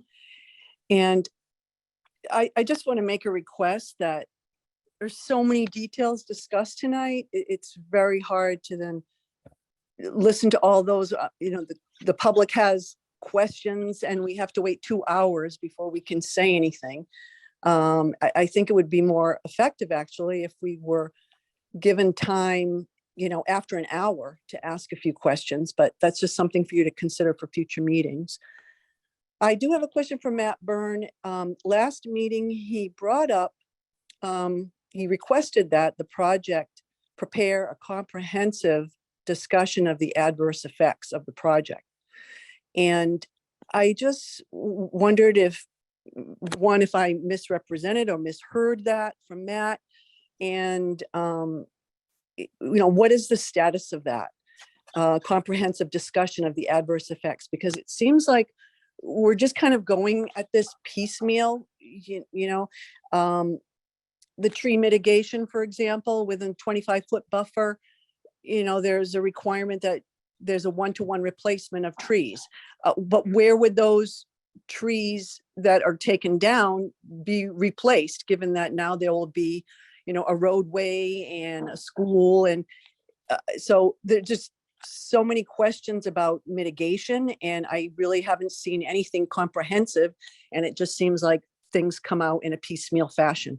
So first question is for Matt. Have you seen this comprehensive discussion of the adverse effects that you put on the table and requested at the last meeting? No, not yet. I think that, as we iterate toward conceptual design, then, what I'm hearing is that we're going to have the opportunity now to actually put some numbers to things and have that discussion. So that's what I'd anticipate coming forward with, a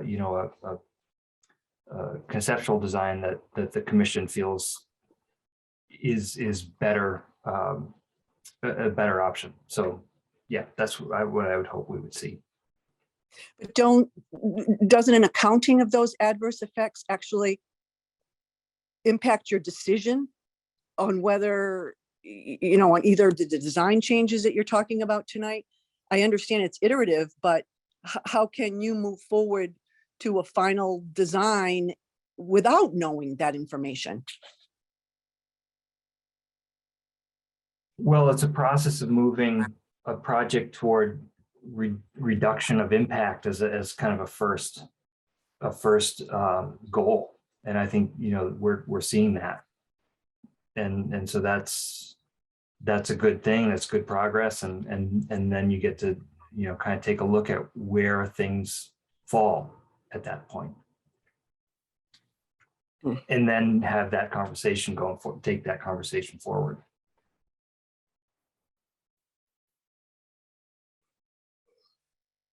Did that answer your questions, Christine? Yes and no, but I'll accept it for now. And I guess put my trust in the process and in the commission. Thank you. Thank you. Linda, you have your hand up. Yes, Linda Ireland, Nell Road in Melrose.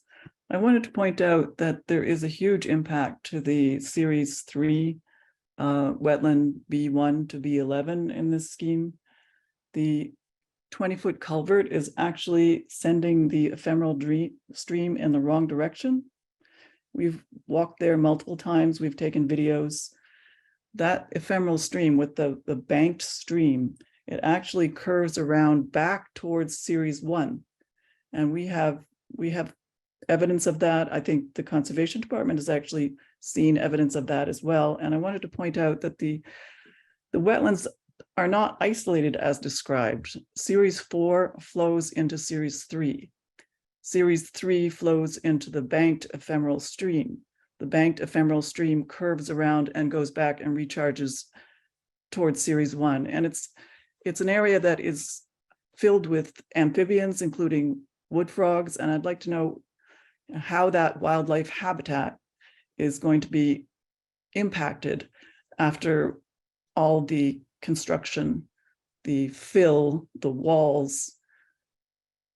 What can you do to mitigate that? Is there any alternative, for example, bridging as opposed to a culvert? Is there any way of reducing the impacts on what is a very complex area at the Series 3 wetland?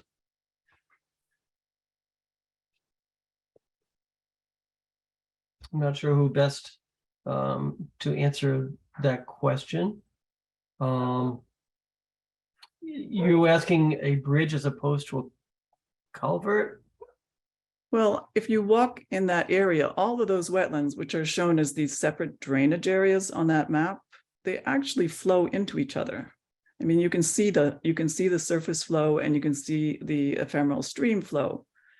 And there are amphibians crossing and interacting along that amphibian migration pathway. All of that's going to be disrupted, certainly by the culvert. Yeah, they had mentioned the culvert being open bottom. So the bottom would be a natural bottom and not a concrete bottom structure. I don't know if that. It would be nice to see some sort of three-dimensional model that shows the fill, the structure of the road, and how the interactions between the wetlands and the amphibian migration pathway is being impacted here. Right in that particular area where that culvert is proposed? Right, around the series 4 to series 3 to series 1. They're all connected. Okay.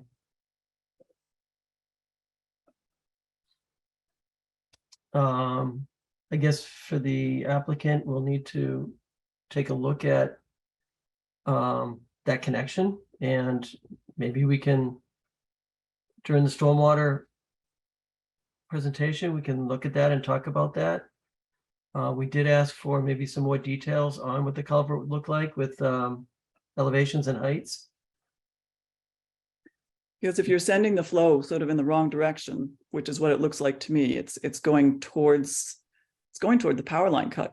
And that's not what you see on the ground. What you see on the ground is that the ephemeral stream bed is following the mark of the roadway and curving back through the roadway. So I'd like to see exactly what's proposed here. I think the pattern is changing. Can somebody on the applicant side take a look at that and confirm or validate what Linda is suggesting? Bob, I think at the next meeting, I was hoping that we would have them come in and explain their stormwater management system. And I think that leads into a lot of the stuff that Linda's talking about, which I'm very interested in. Okay. So I just didn't know which way it should go, if we should do stormwater management first or look at question how they put this thing together. I think I'm probably gonna be happy if they just do stormwater first, and then we talk about how the direction of flow and how they mimicking trying to get the same flow as existing was, so that, if there's an alteration to the flow, if there's a change in the flow patterns, that's an alteration. Right. You could be starving one. We could be wetland starving one. and flooding another one. And with the blasting, I don't really know what's going to happen. My experience with blasting is not too good. I've seen it disrupt places that you didn't think it was going to disrupt. So I'm a little bit nervous about that. Okay. One thing I would remind us all is we are dealing with an ORAD for the site. So, we're kind of stuck with the wetlands defined as they are.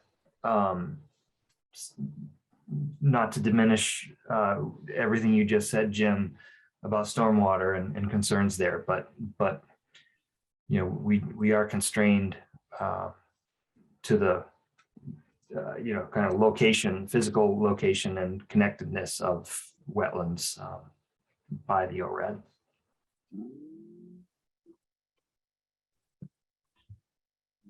Can I just raise an issue?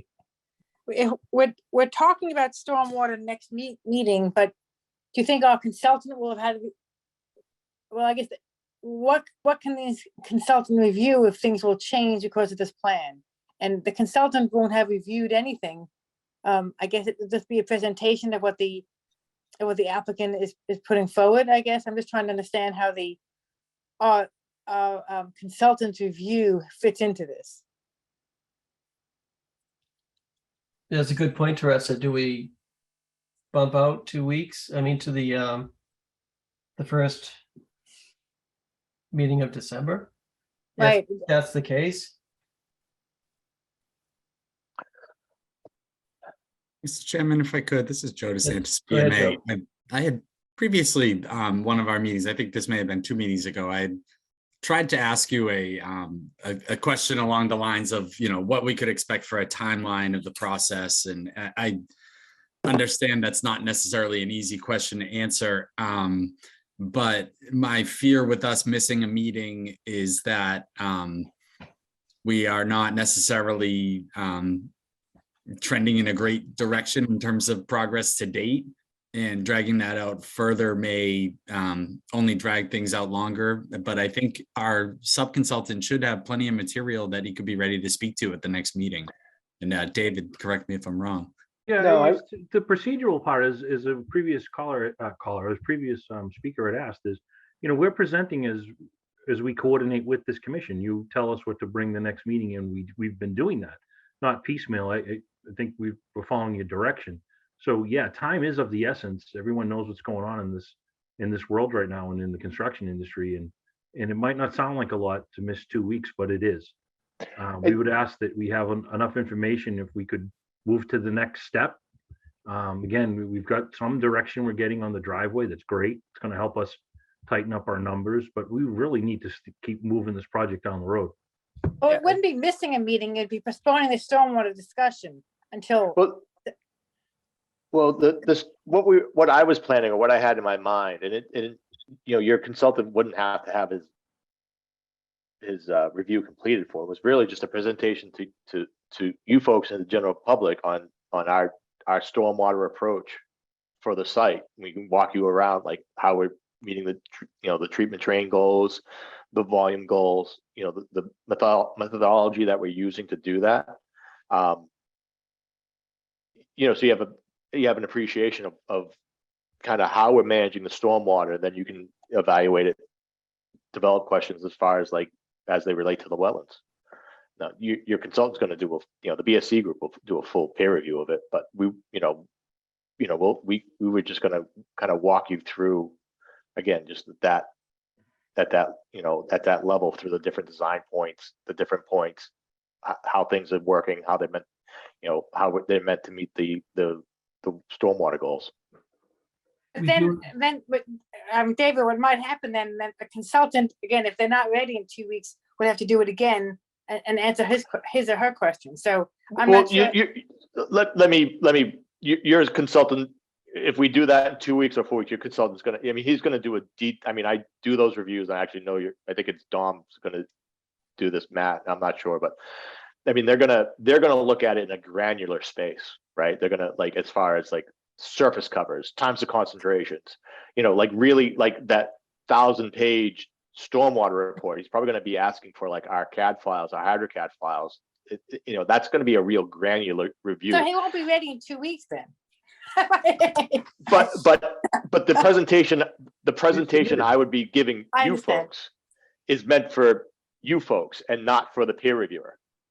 Actually, he would find it probably not the best use of his time. Maybe. And there are things that we've requested they certainly can cover at the next meeting. And maybe we'll keep it to an hour. And so maybe when we work through our list, we can do it because as Kevin said, we do kind of work through a list with Rebecca, but we can do it as a hierarchy. Most important to the commission first, and then All right, so we will continue to the first meeting of December, which is what's the date on that? I'm not seeing on the agenda, but anyways, it is that first week. I do see another question from the public. Bob Brooks, what is your question? Yeah, Bob Brooks, 7 I'm June. sorry, Mr. Romano, did you just say we're not gonna meet in 2 No, I weeks? said we will meet that. The next meeting is November 15th. Yeah, you said I'm December. sorry, I apologize. November Sorry. 15th, yep. Yeah, all right, okay. you said, okay. Yep, Tuesday, thank you. November 15th. Sorry, Thanks. go ahead, Bob. Thank you, Mr. Chairman. Bob Brooks, 7 June Circle, the abutter to the project. My question probably won't be answered tonight, but it is about the stormwater. We did go over the, I'm very concerned about the wetlands one, especially with a new proposed road, the unknown amount of trees that are going to be taken down, and the water that's going to actually be drained in that area. It's going to fill up a substantial amount more water, I would presume.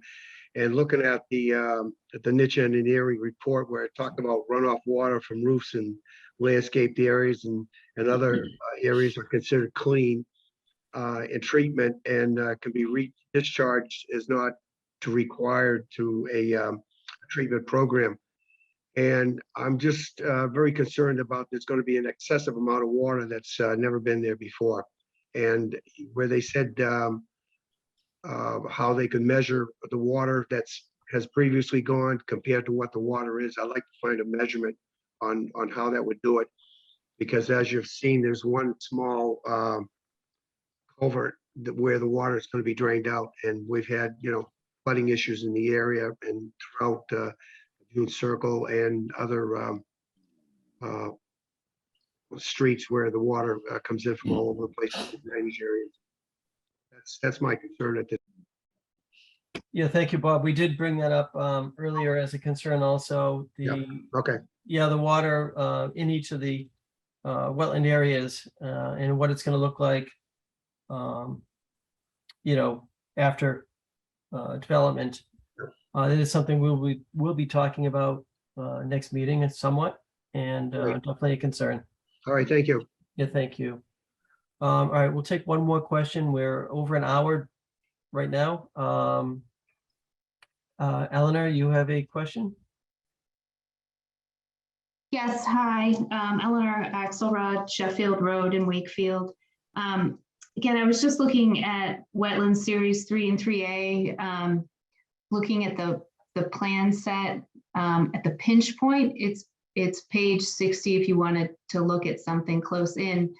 But, just in that area, it looks like the road will be elevated about 10 feet or more above the existing conditions and go, pretty much right through those wetland areas. So I just wanted to get a better understanding of the impact on those. I'm not sure, it looks like it's going right through the middle of it. So how do you actually build there without impacting the wetland? And then you do have, the parking lot is higher. It's at a higher elevation. And so it looks like water would run off and into those two wetlands. So just want to understand better, maybe at your next meeting, if we can focus on that area and how that could be mitigated. Again, sorry, go ahead. Sorry, it's very close. There's a lot of stonework and a lot of fill, and it does not look like there'd be a lot of vegetative cover left over. And again, the wildlife corridor is an issue there. Agreed. Yeah. Agreed. And that was really my part of my point about trying to get that road above that entire area, not even, having a culvert. So yeah, definitely a sensitive area, an area of great concern, and there will be some substantial elevation changes in that area that we are very concerned about, in the construction process. And sorry if I might add, even if it's an opportunity to zag it a little bit lower and a little bit closer to the property line, I don't know if that makes it just a little bit better, but maybe something you guys might consider. Yeah, we would, certainly like to see some sort of better situation through there if it's at all possible. And we don't really have an answer at this moment about that. Thank you. Thank you. All right, we are going to move on to other business. Thank you for everybody, public and applicants. We have made some good progress, I think, tonight. Got a long way to go, but heading in the right direction. So we will move on to our next items of business. Thank you. Thank you. Thank you. Thank you. Have a good night. Good night. Thank you. Thank you.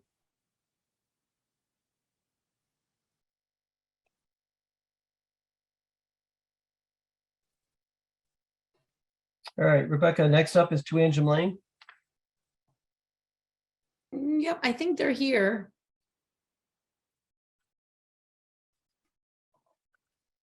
Good evening. Yeah, Libby's here. Yeah.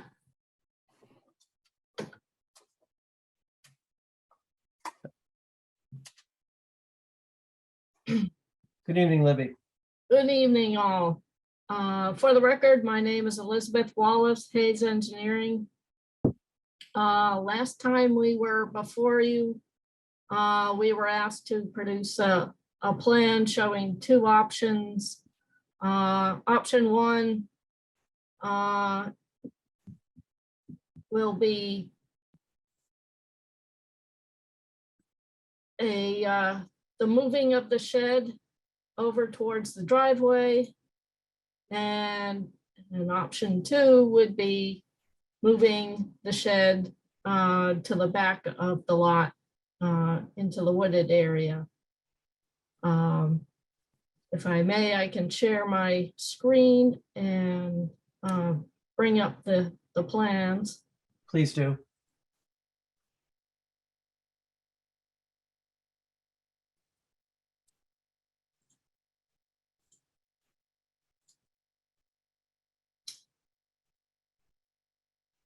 So we have submitted 2 plans. Mitigation plan option 1 shows the dotted line where the shed is located right now, and the potential moving of the shed over to the end of the driveway. On my sketch, the red line is the area of fill. The green line is the digitized line of BVW. The yellow line is a proposed area of a combination of replication and restoration of the fill. The wetland line was taken from the 1989 wetland line shown on the Liston Associates plan. So at the last hearing, we were asked to present these 2 options. The area, the squared off area around the shed would be a replication area where it's not wetland, and a restoration area where the filled wetland is. The filled wetland, sorry, the proposed wetland will be 1,267 square feet. I calculated the amount of fill on the lot from my overlay of the site, and that was 1,911 square feet. Possible plantings for the area. Could be red maples and shrubs. The shrubs could be silky dogwood, buttonbush, sweet pepper bush, and there could be a seed mix. The New England wetland mix or the New England wetland plants roadside matrix wet meadow mix, or any combination thereof. The other plan, option 2, showed the shed up in the woody area there. And that's possible. It's difficult to move the shed whichever way you want it, but it can be done. Does the commission have a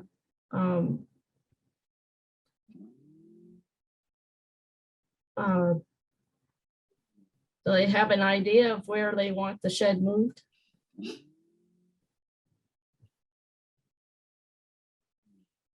Jim, did you have a suggestion last time on that?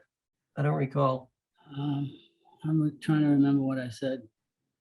I was talking about up at the other, where Libby was pointing up in the other end of the lot. But This area back where Yeah. the fence is. yeah, there's a little stream in there, right? Right where you are? The Or something. outlet is actually over here, just down from the house. Yeah.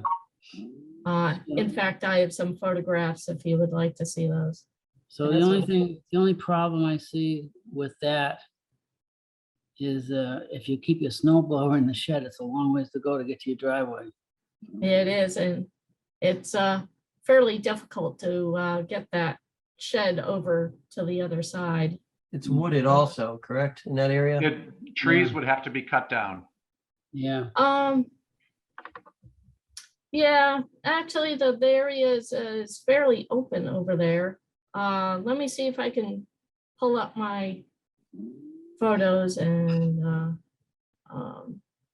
you can have a good look at that.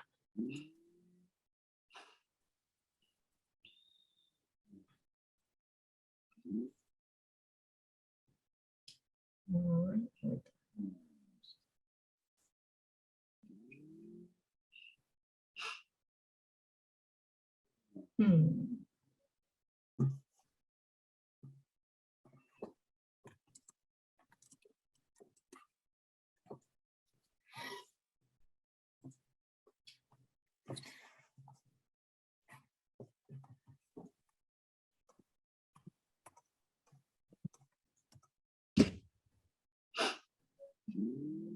Can everybody see that photograph? Yes. Okay, so this is the back area and you see it's kind of open back here. You'd have to truck that shed all the way around the property and then take down the fence and bring it in.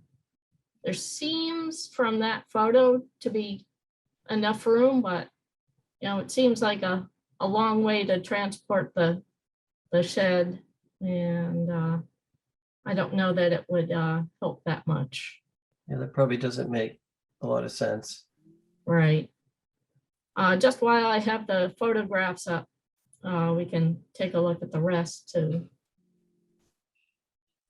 So this is a view from that back area towards the shed, and you can see the plantings here. There are existing mature trees within the lawn area. The proposed restoration and replication area would be about where the planted area curves here and goes straight back. The shed would be gone, and that would be moved to wherever the commission would like to move that. This is behind the shed, sort of, there's dumped lawn clippings and things. This is where the ducks came up out of the wetland area. It's not very high here, so very little fill over on this place. This is in the back of the shed. And this is looking from the start of the stone wall. This is the shed here. This is where the ducts came up during our site visit. So the plan would be to remove the topsoil and vegetation in here. We'd probably need to take out the existing retaining stones in here. In the area of the shed, it's fairly shallow fill. You're probably talking about, I don't know, probably 2 inches to 8 to 10 inches over at the driveway. We won't know until we get in there with the backhoe.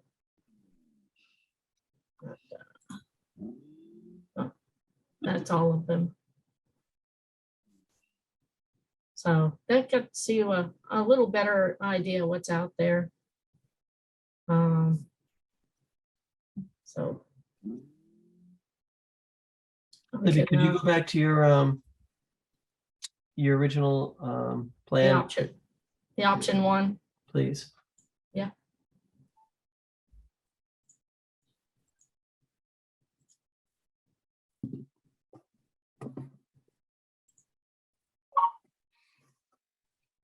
So that's option 1. Can we see the those mature trees on that, or is it just too grainy that are in the general shed area? Okay, I can.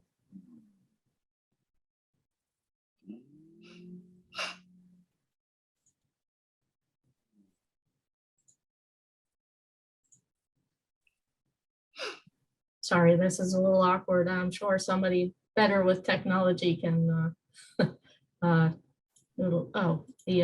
shed. Okay.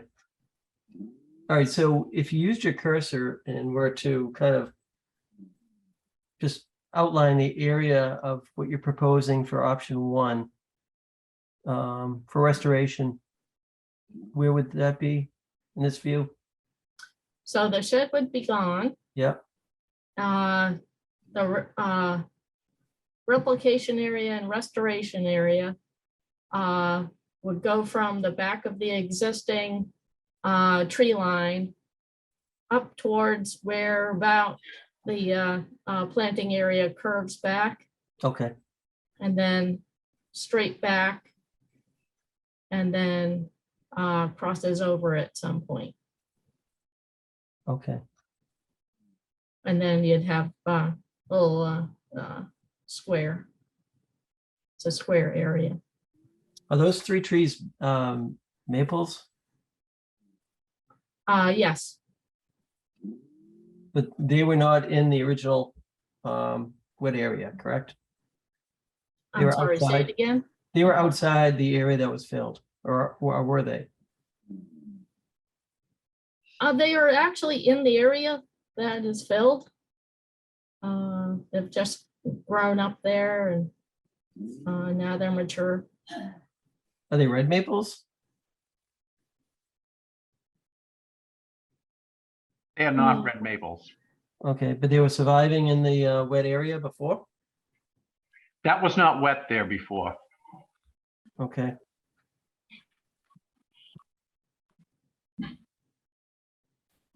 They look like sugar maples, something. Yeah, those do look like, at least one is a red maple, Okay, but I'd have to look closer. okay. All right, any questions or comments from the commission? So I have a question. You're not removing the fill from the entire area that's been filled, is that correct? What percentage are you trying to restore of what's been filled? That's correct, that we're not removing all the fill. I mean, the extent of fill is quite a bit.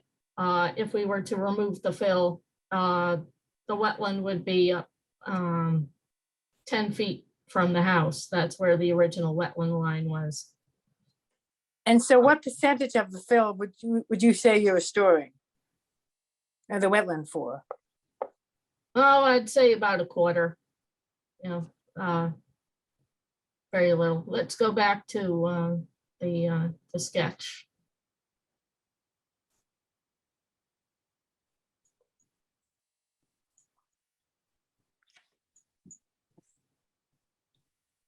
The amount of fill goes from about the back side of the house all the way along the pond to the edge of the existing tree line. So it's quite a bit So between the green and the red. between the green line and the red line. This is the pond area here. Right, okay. And the green line is what we took off the other engineer's 1989 plan. So I'm proposing just this chunk here to the right of the house and leaving this much fill as a yard for the present owners. Part of that would be taken up by the shed. And had we previously indicated this percentage was acceptable? I don't think we've determined that. Okay, I was just wondering how that percentage was arrived at, that's all. It's just a proposal. The reason why I'm not going further into the fill is the fill gets rather deep along the edge of the pond. I don't dare mess with the hydrology of the pond right now. This pond's fairly deep. If we take this part of the wall out of there, you know, I think the present owners will have some flooding issues in their house. And how long has this fill been there? About 25 years. I have the exact date.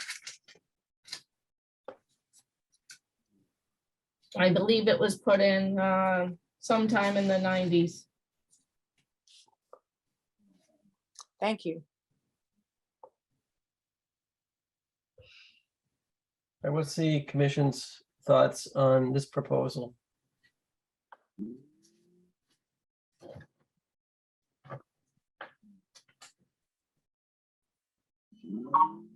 Any comments or questions, concerns?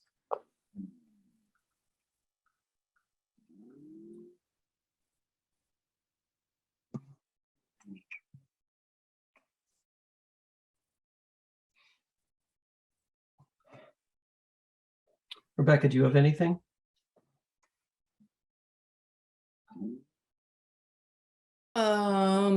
I was just going to add that you guys need to go through the enforcement order, because in order for them to be able to do any of this work, they have to have some type of paperwork. So this will have to go under the enforcement order. So eventually when you guys get a plan together, we'll have to make sure that we include that.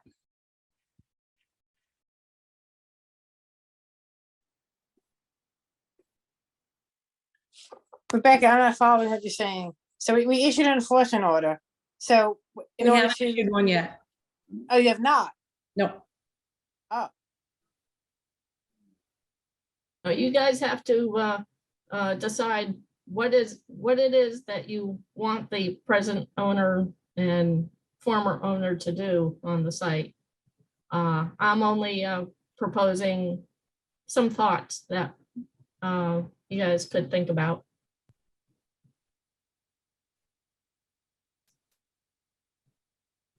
Yeah, I think there's some good logic in this proposal.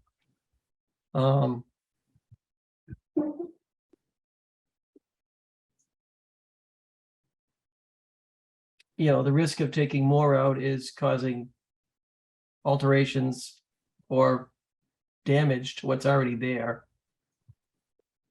I don't know if it's reasonable to expect to take it all. Just What will maybe that accomplish? this could be a good compromise. Well, I believe you guys talked about this in September and decided that only a part of the fill was going to be taken out.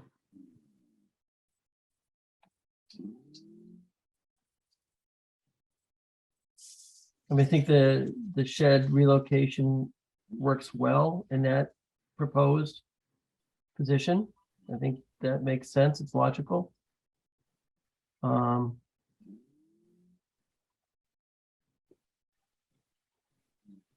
Now, is it possible to move that shed to the right of the driveway? You can see the two cars, the black car and the gray car, to the Yeah. right of that gray car. In that open, high-level area, Where the cursor is now, or to the right of the driveway? up higher, like in between, to the right of that car closest to the street, Oh, up in there. yeah, just bring it over this berm that's along here. Exactly. Uh, So that he's not, because that shed right now is literally 2 feet away from the stairs leading up to the deck. It just cuts the whole section right off. Yeah. Are there any, I don't know, covenants or anything preventing the shed from being on the side of the property as opposed to the back? Well, I know it has to have a 7-foot setback, I believe, from the property line. I Oh, know it'd be some back- neighborhoods. It would be back the same 20 foot as the house.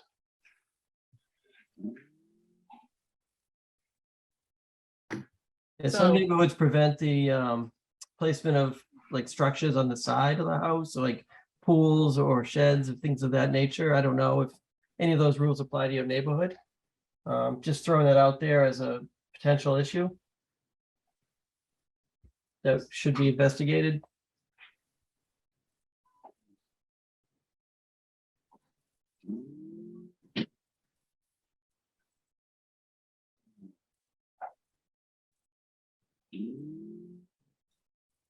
It would make it easier for plowing probably if the shed were to the side of the driveway. as opposed Exactly. To the back. And the Yeah, current, you could push it with a pickup truck right in the backyard.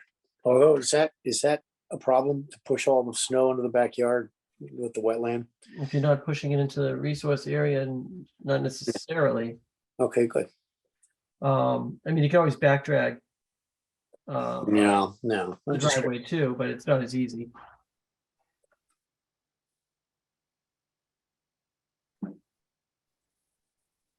All right, what is the commission's thoughts on the restoration and replication that Libby's presenting here?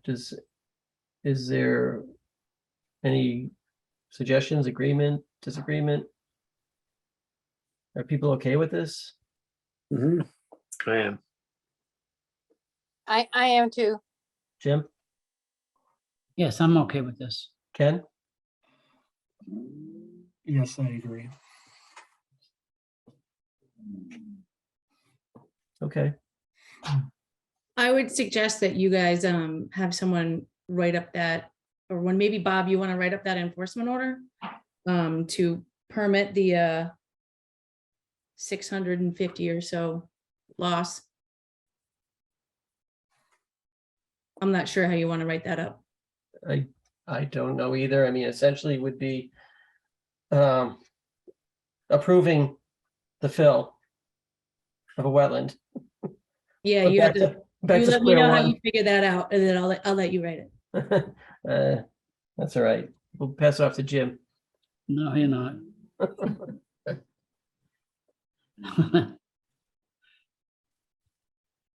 Yeah, I mean, up to 25 years, the thought is that it would be less disruptive at this point to not, Sure, it's been 25, but because I saw a 2001 picture that it wasn't like that. all right, well, 20 years or whatever it may be, but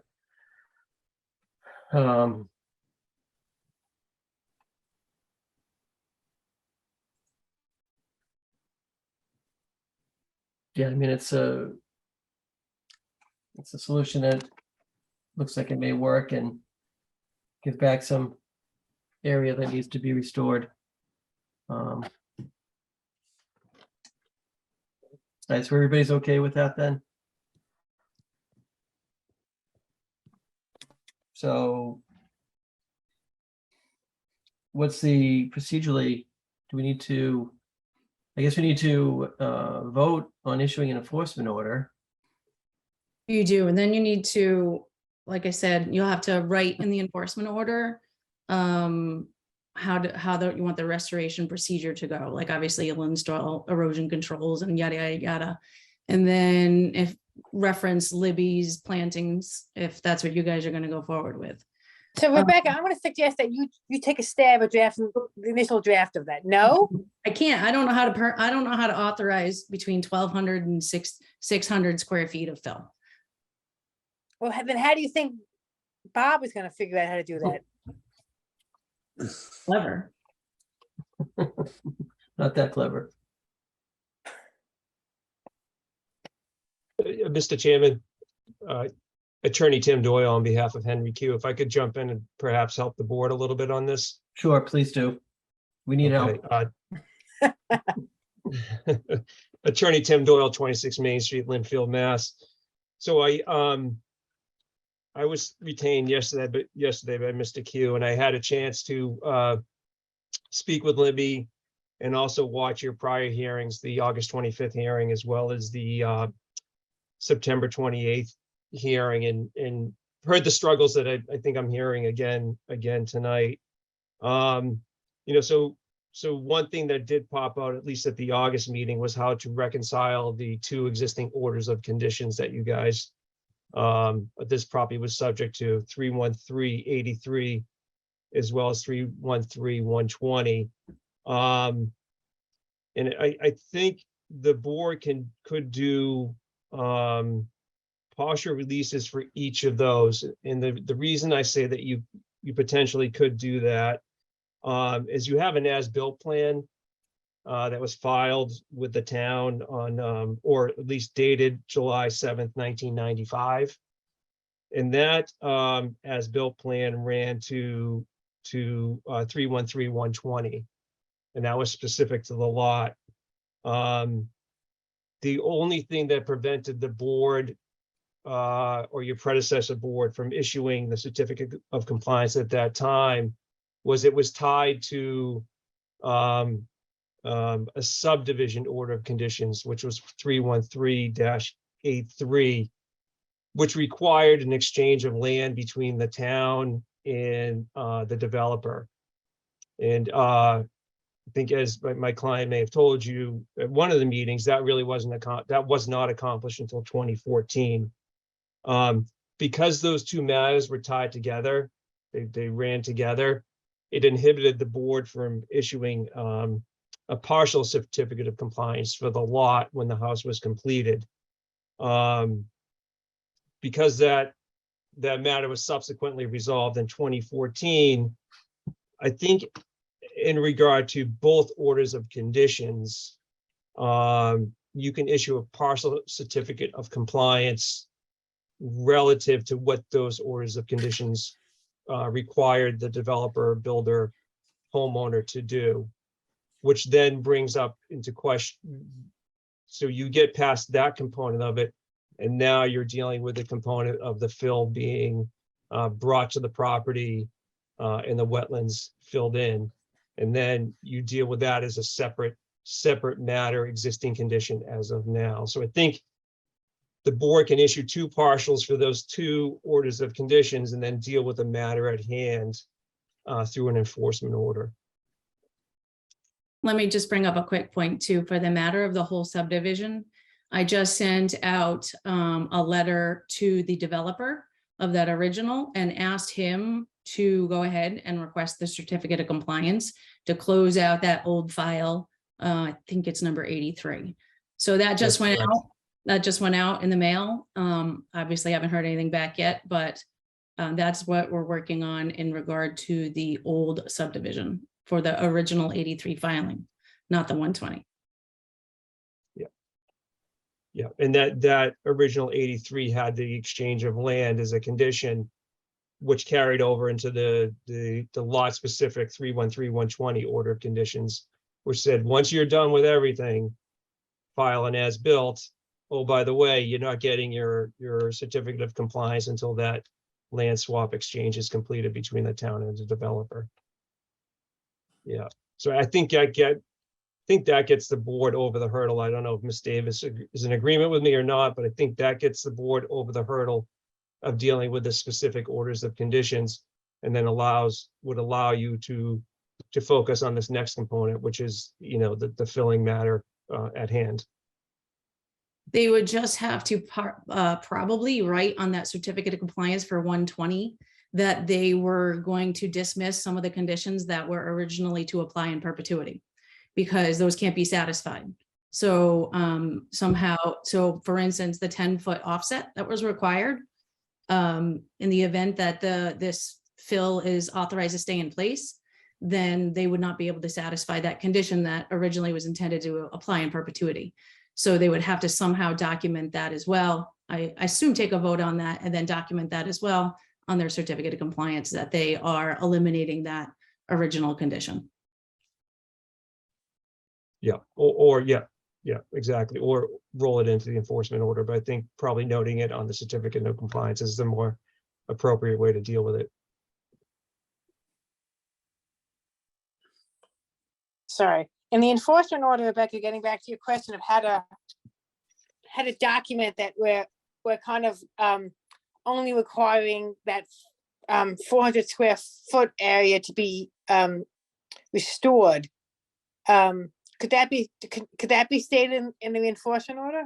So do we have to say anything else in the enforcement order other than the fact that the 400 feet is shown on the plan will be restored and the shed, relocated? Would that be sufficient?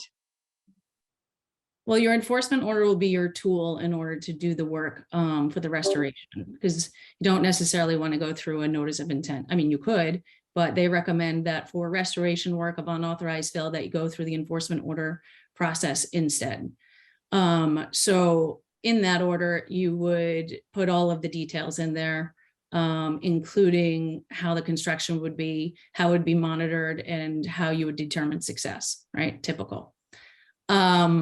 And that would be similar to some of the conditions we have in our order of conditions, perhaps. It could be. Yep. I mean, it can have milestones, it can have dates, it can have any type of thing, whatever it takes to accomplish the restoration work. It's just a way to authorize the work under your jurisdiction without going through a notice of intent process. So instead, you can do it through this enforcement order process. And So would you feel comfortable preparing a draft of that? I'm not sure how to write up compliance with the Wetland Protection Act if you're authorizing fill in place for between 1,200 and 650 square feet. And I give those two numbers because our GIS department had come up with a slightly different area for the area, and that's just in between. So it's somewhere in there.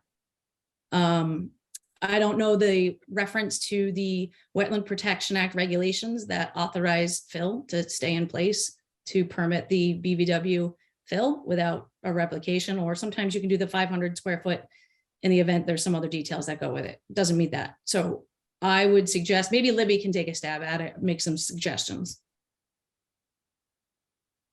And just so I understand, Rebecca, and again, I'm not trying to be obtuse, but maybe I am, or maybe I'm just naturally obtuse. I don't have to try at all. That are you saying that what we're authorizing is not is ultra virus? It can't be done. Again, I just want to understand what it is you're saying, Rebecca, because you're just asking. Just asking, right? Marissa, you just can't authorize the filling of a wetland. I know, so that's what I'm saying. So we can't do what we said. We can't do what we said. We can't do what we said we just did. That's what I'm saying, Jimmy. The only thing I can say is that if you can, and this isn't even going to probably work, but you'd have to say that the condition that you want to, the changes that you're going to make in the field out there is better than what was if we left the same line. And you have to prove that And it's- somehow. and And it's- that's, and it's- and that's not And even, it's, that's not even gonna, I mean, they'd have to be pretty generous and say, okay, because this, you're still authorizing fill in the wetland. Well, I or mean- that the restoration, the attempt to restore right, would be would worse. be more, Right, detrimental. more of a, yeah, detrimental Right. than it would be to a partial restoration. Well, that's gonna be your argument, but I'm Right. saying it's not, Right, it's because not there is a allowed. there is a solution. The solution is to take everything out and put it back the way it was. That's what the regulations would tell you. Right, But I mean, If I may, the regulation, the statute also says though that the board, that's the ceiling of what you can require to be done, but you do have authority to do something in between as well. okay, well, That's the last, second to last paragraph of the statute does allow you to you have that flexibility.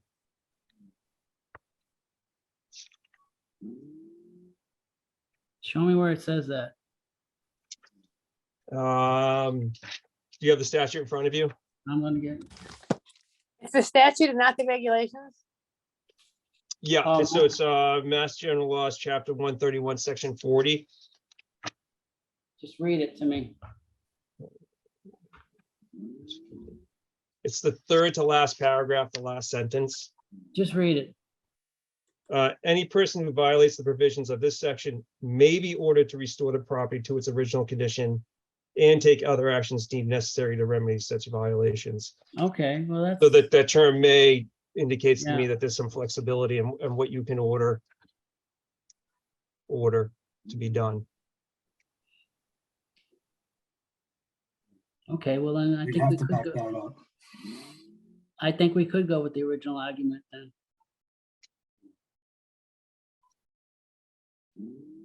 And if the board would, Mr. Chairman, if the board would allow me, I'd like to speak to the restoration component as well. Go ahead, please. So listening again to your hearings and talking to Libby, I think there's three paths. There's restoration, replication, or enhancement. Looking at the statute really has 8 areas it looks to protect relative to wetlands. It's to protect public or private water sources, groundwater, Storm damage. provide flood control, prevent or help with storm management, prevent pollution, protect land containing shellfish, which is not applicable here, protect wildlife habitat, and protect fisheries. And when I went out to the site today, I really saw at least 3 that popped out to me that seemed relatively obvious. One would be flood control, because there is a culvert on that property that appears to carry water across Holland Avenue or Holland Ave, I believe, into a marsh area. The topography of the land, where you see where this house is situated, we're kind of in the gully, and out back is the pond, which collects water from Amgen uphill, and then behind it from Holland, and it all collects in that area. And then it looks like it goes through that culvert across into that marshland. It looks like that component that was thought of to help with storm management, with water management. So that appears to be the reason why your predecessors required this as part of the condition for the subdivision. And then clearly, I know you've seen the pictures already, that the substantial wildlife activity on that property, in direct relation to the area that is the wetland area. So, the next consideration we did have an environmentalist out there, and he is, I believe, on the call still, and he can jump in. If we begin restoration, does that do more harm than it does good? And that's something that we felt we should bring up to you. It's been at least 20 years, maybe more, Ms. Davis indicated, seems to think it's been only about 20. We seem to think it might be a little bit longer, but regardless, that habitat was disturbed 20 years ago. It has reestablished itself. It looks like it's relatively robust now in terms of wildlife. I think one of the board members said there's wildlife everywhere, and that's very true. So when we talk about disruption and moving the shed and harvesting some of the fill out, does that get us really where we want to be? Does it do more good, or is it more of an attempt to get in line with what the original order of conditions were? And I think, that should be consideration of the board. And, that's kind of were my observations, along with Kirk, who's on the call right now, and he can comment a little bit more. And before I wrap up my component of my conversation with you folks, I would just say, in the statute that talks about wildlife habitat, and it actually defines the habitat as an area with plant community composition and structure, hydraulic structure, or other characteristics that provide shelter for migratory birds, overwintering areas, and feeding grounds for wildlife. And when I take a look at that and I see what appears to be happening back there, based on pictures, not based on my observation, I'm wondering if enhancement of that area is a more appropriate mitigation measure than disrupting the area and then waiting for it to reestablish itself down the road. And I'll close. That's my final comment to the board. Thank you. Is all we're talking about here is, I think we agreed that we were okay with the plan. It's just a question of how to write the order so that we can, is this just talking about how to put something in writing that gets us, that justifies our willingness to approve the plan? Right, it's justifying the fill, essentially. They're not filling, we're just not having them remove all the fill, right? Right, so you can look at it one of two ways: not removing all the fill or approving the fill that was put in. We're not approving prospectively the filling of land. We're just not requiring land that's already been filled, the unapproved fill we're not requiring that some of the unapproved fill be removed. That's different, isn't it, really? Yeah, that's one way to look at it for sure. Well, I'm just saying, it seems to me like those are two completely different things. We're not saying that go ahead and fill the wetland. We're just saying that having been filled, we're faced with the situation, and that we're not, that it's not an absolute requirement that we demand that it be, for all the reasons that Tim said. So I guess I agree, Peter. I think it's just a question of how you write it. I couldn't agree with you more. Yeah, so I think it's just a question. We're just all having the discussion about, we're okay with the result. We're all in agreement that the result makes sense. And now all we're talking about is sort of the gymnastics of writing the document. Right, it's an improvement over the current conditions, but not over the original conditions. That's the original conditions weren't such a great idea to begin with. Building a house 5 feet off the corner of a wetland is not very smart. Yeah, agreed.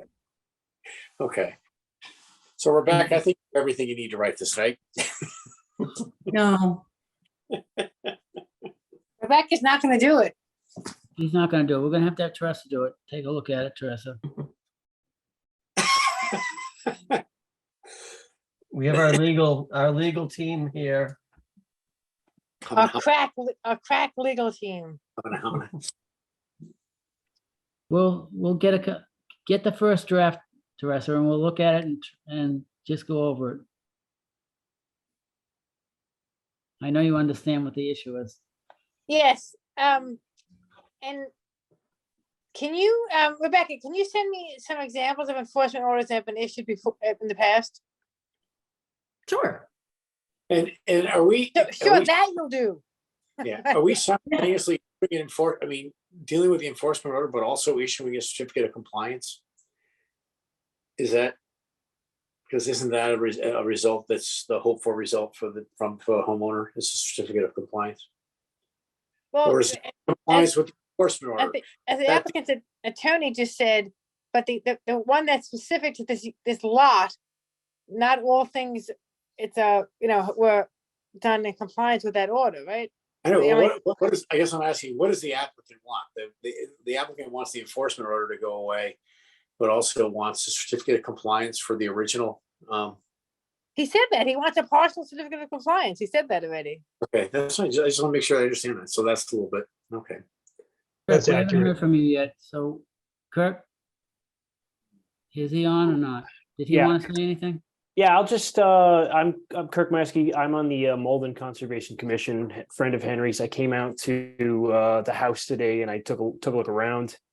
I would agree with Mr. Doyle's assessment that, full restoration is going to be a lot more harmful to the wetland in the short term than it would be like a benefit. You're going to have some massive change in the hydrology there, so you might end up losing water faster through that drainage channel.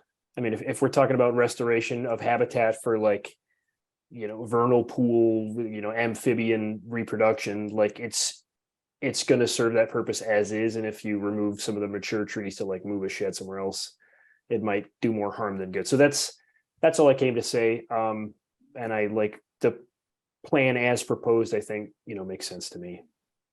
Rebecca, is you're concerned that a certificate of compliance, that there isn't compliance with the original certificate, with the original order of conditions. So factually, it's incorrect. Is that your point, that it's just factually incorrect to say that there's been compliance? For the certificate of compliance for his lot alone. That's Yeah. He has two on his deed, one for the whole subdivision, and then the second one, that one's the one that I contacted the developer to try to clear that up, because and then he has his own, and in his own, correct. So this would be non-compliance with that. So You're asking me, I think it's twofold. I think certainly there's that detail. In addition, it's also this precedent. So you guys set conditions in perpetuity, and the next board that comes in says, we don't need to follow those. The Supreme Court is doing that right now. Say again? But what I was thinking is maybe Kirk, since he's on a conservation commission, maybe he can help you guys. Maybe he has a sample that has some type of enforcement order that authorizes 1,000 square feet of fill to remain. Maybe he can help you guys with that detail. But that's not the same as issuing a certificate of compliance. No, there are two separate issues. That's true. This is just an enforcement. If this is just an enforcement order, because we can enforce whatever we want or choose not to for good reason, not to enforce something. No, you should treat them independently. But the second part is to say there's been compliance with something where there has not, in fact, not been compliance. Well, we can't say that. That's the certificate for that. Well, that's what I was saying, where you might need to document on that certificate of compliance that although there was the requirement of a condition in perpetuity, you guys are eliminating that.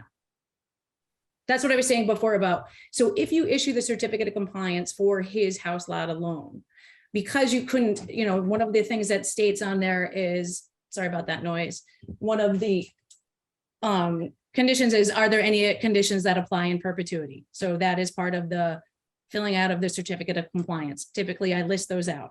Yes, the conditions 1, 2, 3, 4, 5, whatever. So if you go back to their order of conditions, there were conditions that apply in perpetuity. Those would not be documented on the certificate, or that one, or any that are in non-compliance wouldn't be documented because they're not really going to apply in perpetuity any longer. So there's a conflict between your closing document and what was originally issued. I actually don't really know the right answer legally of how to rectify that. I haven't ever come across that before. I haven't had a certificate of compliance that undoes some of the conditions. So I don't actually really know the answer. I can only suspect that you document it on that form to the best of your ability, indicating that this no longer applies in perpetuity.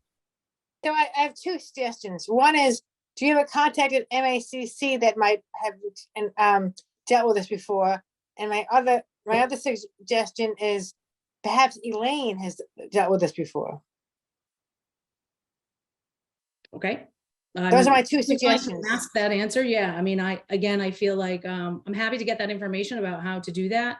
And again, I think you would probably just document it on the certificate of compliance because there is space for you to write something. So you could write that on there. That's what I would do.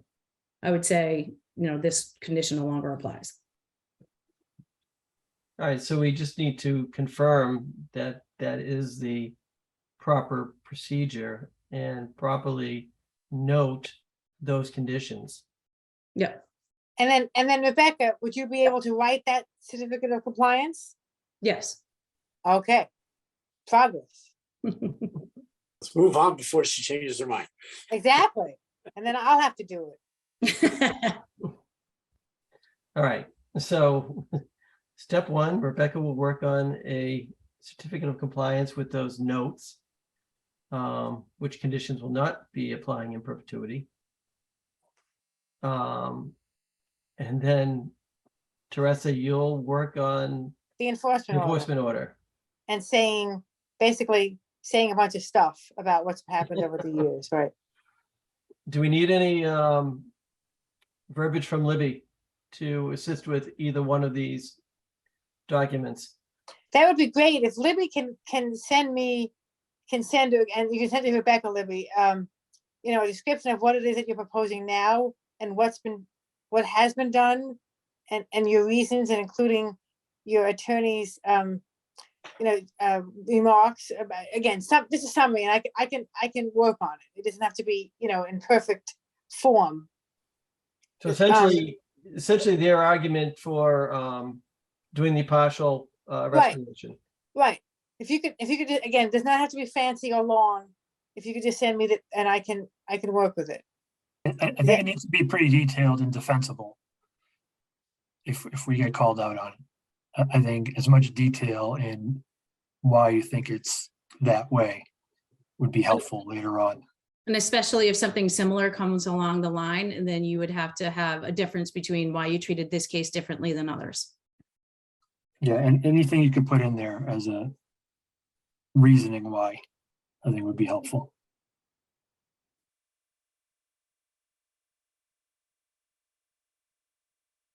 So maybe we might all get fired. Libby and Tim could work on that together and send that to us. I can certainly finalize my my plan and put all the plantings on and give you a proposed sequence of construction or restoration rather. And try to work on some of the verbiage. Right. I think. But I'd like to make sure that we don't make a final decision until we see the document. That. Yeah, I agree. We're not voting on that. So it sounds like the enforcement order, we understand we're free, we have some latitude to do what we're going to do. And then it's just the question of, and I'll ask this question: have you ever had a situation where we issue the enforcement order that says what we want, and then just say we're not going to issue a certificate of compliance? I mean, 20 years have gone by, we're just not doing. Is that an option? What? I don't think that's an option. No, you want to close out the. The purpose. It's independent. They're independent of each other. What? They're independent of each other. Because he could have gotten this certificate of compliance in 1995. Suppose it got issued. We would still be here talking about an enforcement order. They're unrelated almost. But that's exactly my point. My point is that we could say, if they're independent, we have agreed that the enforcement order, we're not going to require that all the fill be taken out. And as Tim said, that is within our discretion. The point of the matter is that we have this old, Peter, that lack of certificate of compliance is a burden on the current homeowner, because if they ever tried to sell it, Right, any buyer who's worth a damn will find that open again. So I think that's not, so I would not suggest we do that. How's that? Okay. Well, I would put to you though that, I would put to you. It is possible. Peter, your question, is it possible that we do that? Of course it's possible. Okay, but that's why we got here in the first place, Peter. Right. It was the sale of this house. But there were the two things. I difference. Precipitated. Order and a certificate of, Right, no, it's, things. And when you just said they were independent of each other, and I do think that I do think it's not inappropriate to ask the homeowners, who is seeking the certificate of compliance to help us finesse this, because it's kind of the person entitled who, I mean, I just don't know how we got to where we got, but it's. but here we are. I can say this to the board, this is happening in every community. And I think Rebecca at one of the meetings said, I am getting pinged every day with attorneys or homeowners looking for certificates of compliance. And it's really, it has blossomed in the last decade. Whereas when I first started practicing law, people just kind of passed over it, and nobody really looked at it as a big deal. Now it's, you run into a situation like this that doesn't appear to be a big deal on its surface, but it can be a big deal. So this is Well, not unusual. It's Just not a Wakefield big or- deal if you do what you're supposed to have done, I guess, right? Right. And if I just may add, that we did find an affidavit on record to add to more of your headache. We did find an affidavit on record regarding 313120. It was an affidavit from the engineer saying this property has complied with the order of conditions, but for the land swap occurring, and my client has it. We can show it to you so you can kind of see. But I thought 120 was the individual one, not the subdivision. That's one. right. Yeah, that's the individual one. Yep. So Yeah, he so we can references the pull that one. up because it was used at the time of closing to close over the transaction, to get everybody there. So this is it. This is April 24th, 1992. Wow. And That doesn't do it though. you can see it right down in the second paragraph here. Talks That- about the land, the third paragraph talks about the land swap.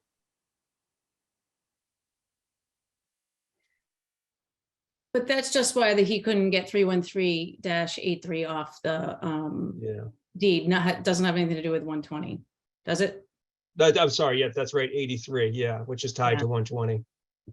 But it still talks about the land swap being the biggest obstacle to get everybody to the point they need to be at in terms of think when getting I- the certificates done. When I looked at the assessors, I think the sale date, which is what they put down there for transfer, was 2019. For the land swap. I think it didn't happen until very recently. Oh, yeah, maybe. I think Yeah. my client found an article from maybe 2017, a newspaper article that maybe talked about it from 2017. It was talked about for a very long time. Yeah, evidently. It was. Yeah. So, that's what we have for you folks tonight. I think we're good for now, no? I think so. We made some progress. Heading in the right direction. Way to be positive, Bob. I'm just gonna add one more thing. I do foresee this is gonna be a huge issue for our whole subdivision. As I was digging into the files, I noticed that I'm not the only one who is having this issue. So, yeah. I was hoping that this can be resolved, not just for me, but also for the subdivision. Well, in order to get it resolved, the request for certificate of compliance has to be filled out by the developer, and he has to supply the necessary paperwork, and then they get to review it. So we just sort of are waiting for that information to come in. So there's not a lot they can do to resolve it until that information comes in. But as I previously mentioned, I did contact the developer himself, and hopefully we will get some type of information. And who is the developer? Andrew. Jim. Okay, hopefully he'll respond to Rebecca. I wouldn't if I'm 97 years old. Rebecca, is there any reason why he has to supply that? Can't the subdivision owners request that? Sure, but then the burden is on them to supply the information. No, I know, but it has to come from somewhere. If it doesn't come from Mr. Anjum, it has to come from somewhere. That's all I'm saying. Because we're not gonna do it. Well, you can't do, well. Right, I'm saying, we're not going to, right. No, because you need right. You have to, I mean, a certificate of compliance is closing out the project to ensure that it was constructed as you approved or as a commission approved. The only way to do that is to get the as-built or that information. Right. For you to say, hey, look, yeah, it was done just like it was. Or if there's some type of issue or discrepancy, is the discrepancy small enough that you can overlook it? Is it big enough that it needs to be addressed? Right? So all of the Rebecca, information is supplied. Can't we tell the homeowner that, you'll obviously will follow up, and if Mr. Angem doesn't respond, we'll let him know. Yes. Great.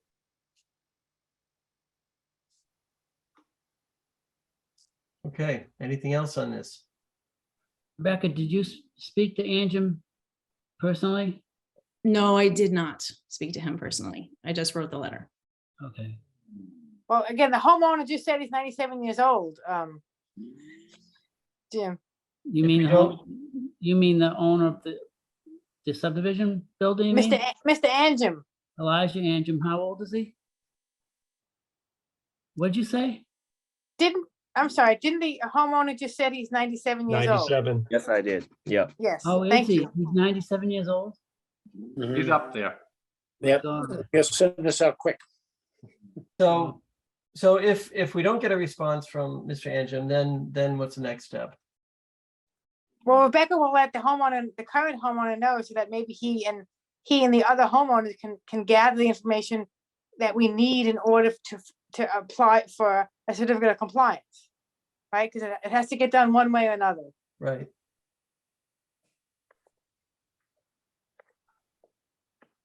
Okay, so that's something that people should be thinking about.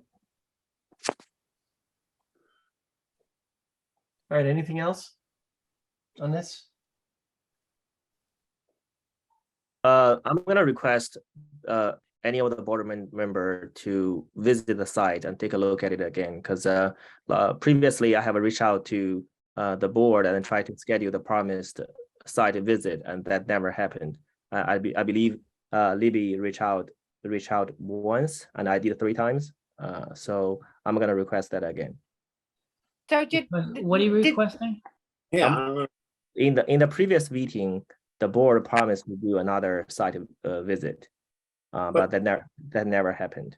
But I thought we It kind of was agreed, only I thought we Jim. agreed on, I thought we just agreed on a satisfactory solution. So is there any need to go out there now? Yeah.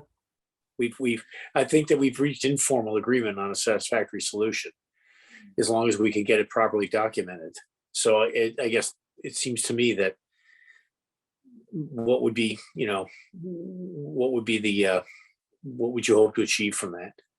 I'm just not confident, with the current. Of course, this is not going to be the final plan, but I'm not confident with the 2 options that I was given right now. So. Oh, so you may not be in agreement. Well, it depends on the final mitigation plan, right?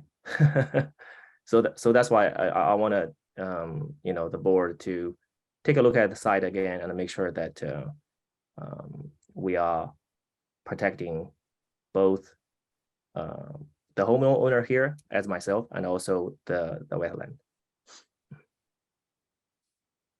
I think I don't know why you can't discuss it all now. What is the issue now that you can't discuss it? So, I mean, I've already been out there a number of times. I don't think I need to go out. I've gone by also. I didn't step on the property, but I've been around the property.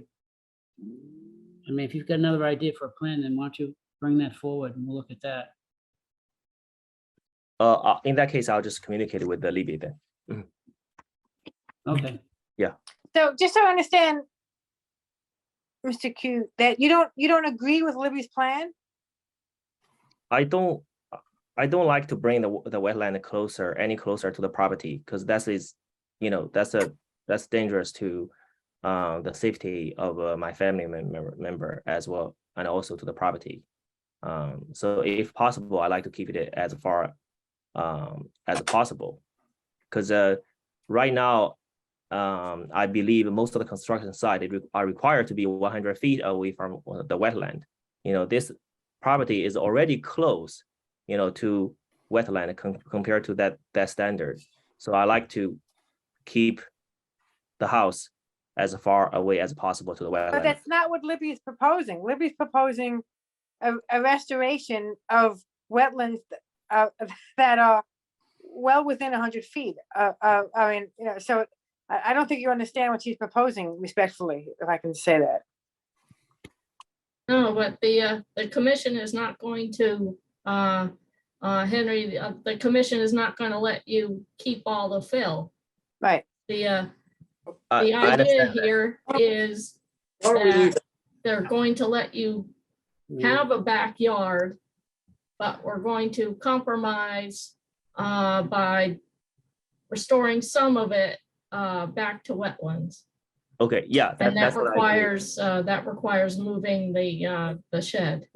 And I think the only thing that is up in the air right now is where the shed goes. I believe the commission agreed that somewhere near the driveway was appropriate for the shed to be moved. But at least the commission is allowing you to keep a part of your backyard. But yes, the wetlands will be extended towards your house, or some such compromise will be made. Okay, well, we'll discuss that then. Yeah. That's right. You guys discuss it offline, and then if there's something to be discussed next meeting, that's brought up. Okay. All right. Sounds good. All right, anything else on this topic? If not, we will move on to other business. All right, Thank you. for Have a your good time. night. Thank night. you. Yeah. Thank you for your time. Bye-bye. Thank you. Good night. Good night. Thanks, Libby.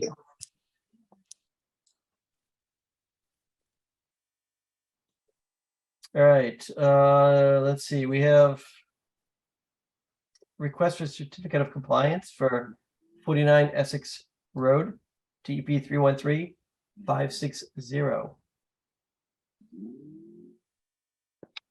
Is that something Elaine looked at? Yes, Elaine looked at it. And she said she went by the house to confirm the planting of native species that had been done. It's all done. They planted 9 shrubs. And she said this was the last item to be completed, so the certificate of compliance can be issued. Okay. So want to make a motion to? I sent you guys all the paperwork on it. Yeah. Yes, okay, we did. I'm looking at the, Did you Okay. send it, email it, yeah. I'm Yes. text it? looking at the plan and the letter right now. John Ogren. The letter.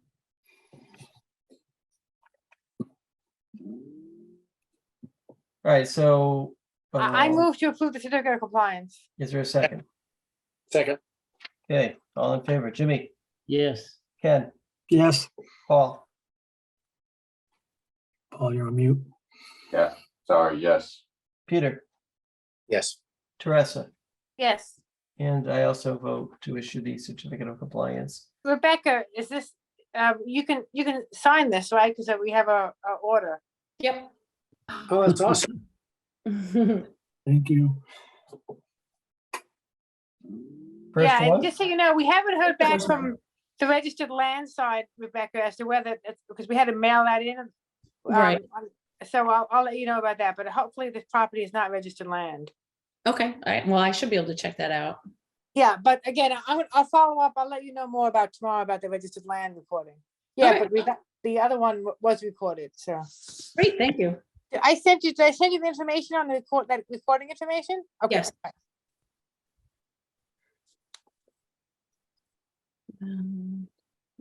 all right, we good to move on to the next Why are topic? you laughing, Jimmy? Because I can only see the top of your head and your eyes. I'm sorry. I'm not used to using my phone. I don't know what happened with my laptop. Doesn't have all of a sudden it has no microphone, so that's why I didn't use it. I'm sorry. Jimmy, that's normally the view we have of you. Right. And now Jimmy can't take it. I love that.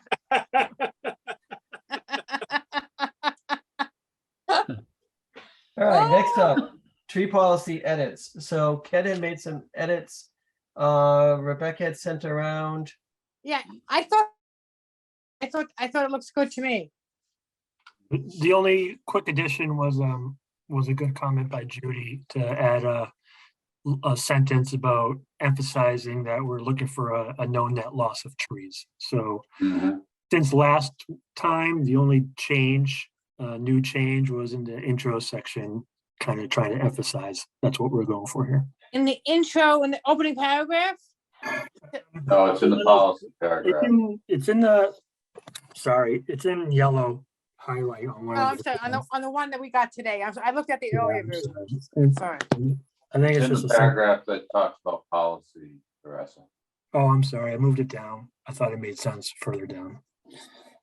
Yeah, I was trying to see the, I was looking for like a red line version of something and it wasn't. So I seeing- sent, Yeah, with highlight. I sent two versions. One's redlined and highlighted in yellow, and the other one's a clean version. All right, on my phone, I wasn't seeing that. Oh, can you pull it up now, Ken? I'll look for it. I've got it. I could do that. Thank you. Maybe I can't. It's because it's under, the title is copy of regs, because I just. Right. That's why that's the subject line. There it is. Just, sorry, I didn't change that. Thank you, Paul. Okay, that's good.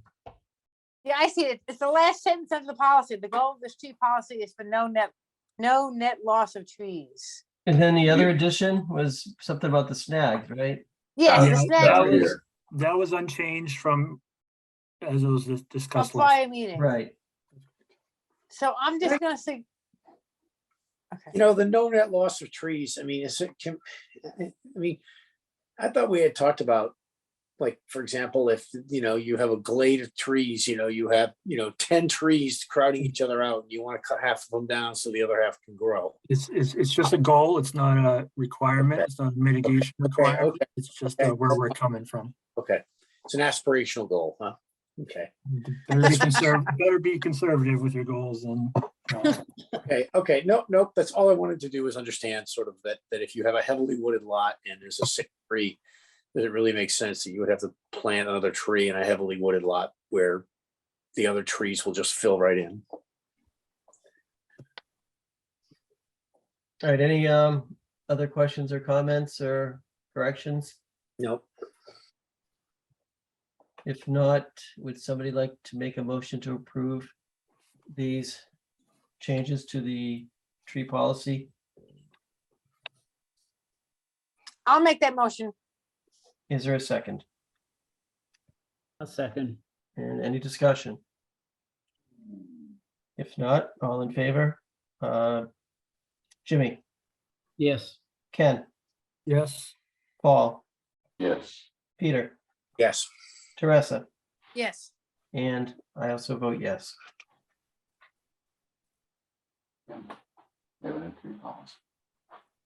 Okay. Next on the agenda is an update on open space and rec plan. Good idea. The first meeting has been scheduled for the 16th of November. So hopefully you'll all attend. It's going to roll out the plan, what the goals are, just jumpstart things. You'll go over what goals were in the 2005 plan, what has been achieved, what can be cut off, what can be added, things like that. So it'd be a good idea to look at that one. What's that? Can all but one of the members attend? Is that where we're at? They can attend as members of the public. No, I'm sorry. As part of the group. Part of the committee, actually. Are they all going? In the open space committee, is everyone? I know that John Sophia cannot make it. Okay. Yeah, I'm hoping everyone else actually shows up. That would be nice. And everybody's been Uh, notified of their appointment? Yes, Okay. And are the other meetings scheduled, Judy? not yet. That's the purpose of the first meeting, probably. Correct. Correct.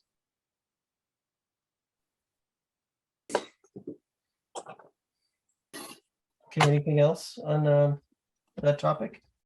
Nope. Anything else, Judy?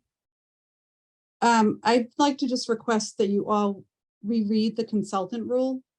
The problem was, it specifically states that work cannot commence until the money is deposited in the specified account at town hall. That didn't happen. We're not gonna have the check for another couple of weeks, which it'll get paid. But if you have a rule in place, then it should be followed. If there's a lag time because they don't get the money, then that's not on the commission. You have the rule in place so that the money is done up front, so it's not chased like it was last time. And it's really not fair. Because then someone has to do the chasing for the money. It specifies, which I don't know if they read it, ignored it, I don't know. And Well, it's I a think, moot point at this point. Judy, one suggestion is that whenever we have a consultant, we make sure that we send the policy out, whether they, I know it's on our website, saying, you know, as soon as we find out the cost of this, you must send it in, so that we have a home to the applicants that this has I to be agree. followed. No, I agree. That would be great.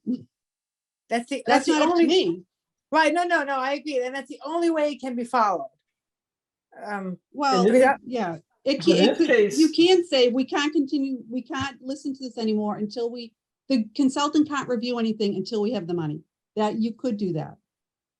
But is that Then it gives reasonable them- in a case where the school committee actually has to be voting Yeah. on this? Yes, I think- yes, it is, because if they know that up front, then they have to figure out that timeline. They can have a special meeting, or they can get someone else to, I mean, they have to figure that out.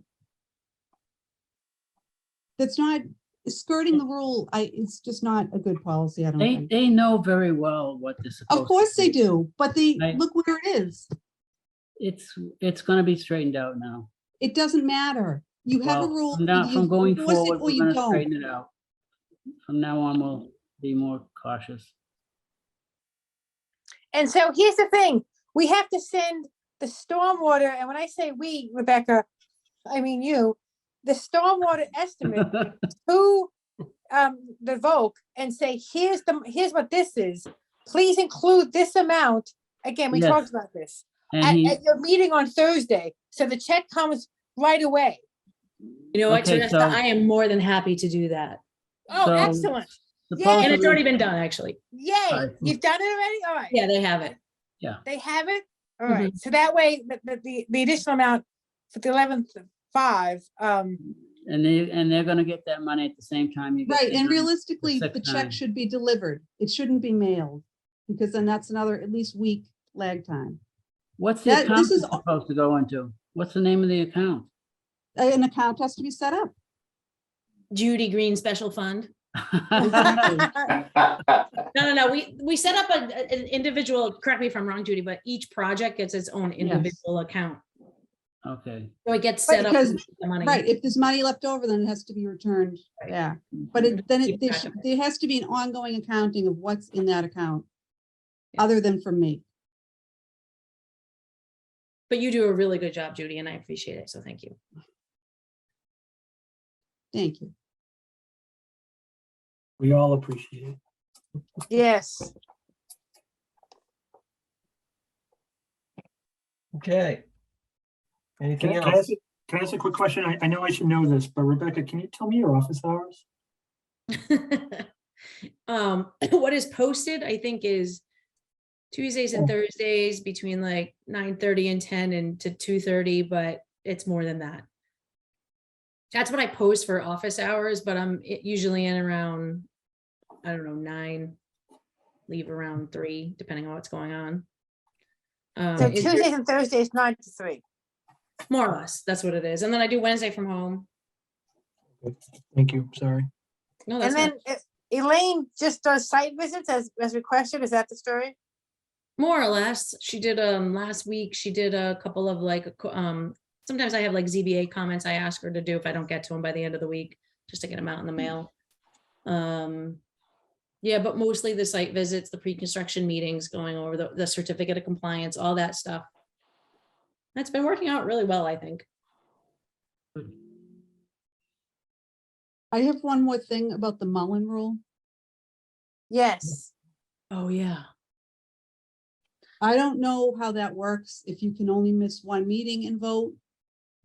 That's what the form that has to be filled out at the town clerk is. But it's only, you only miss one meeting, but you have to certify that you read the minutes of that meeting.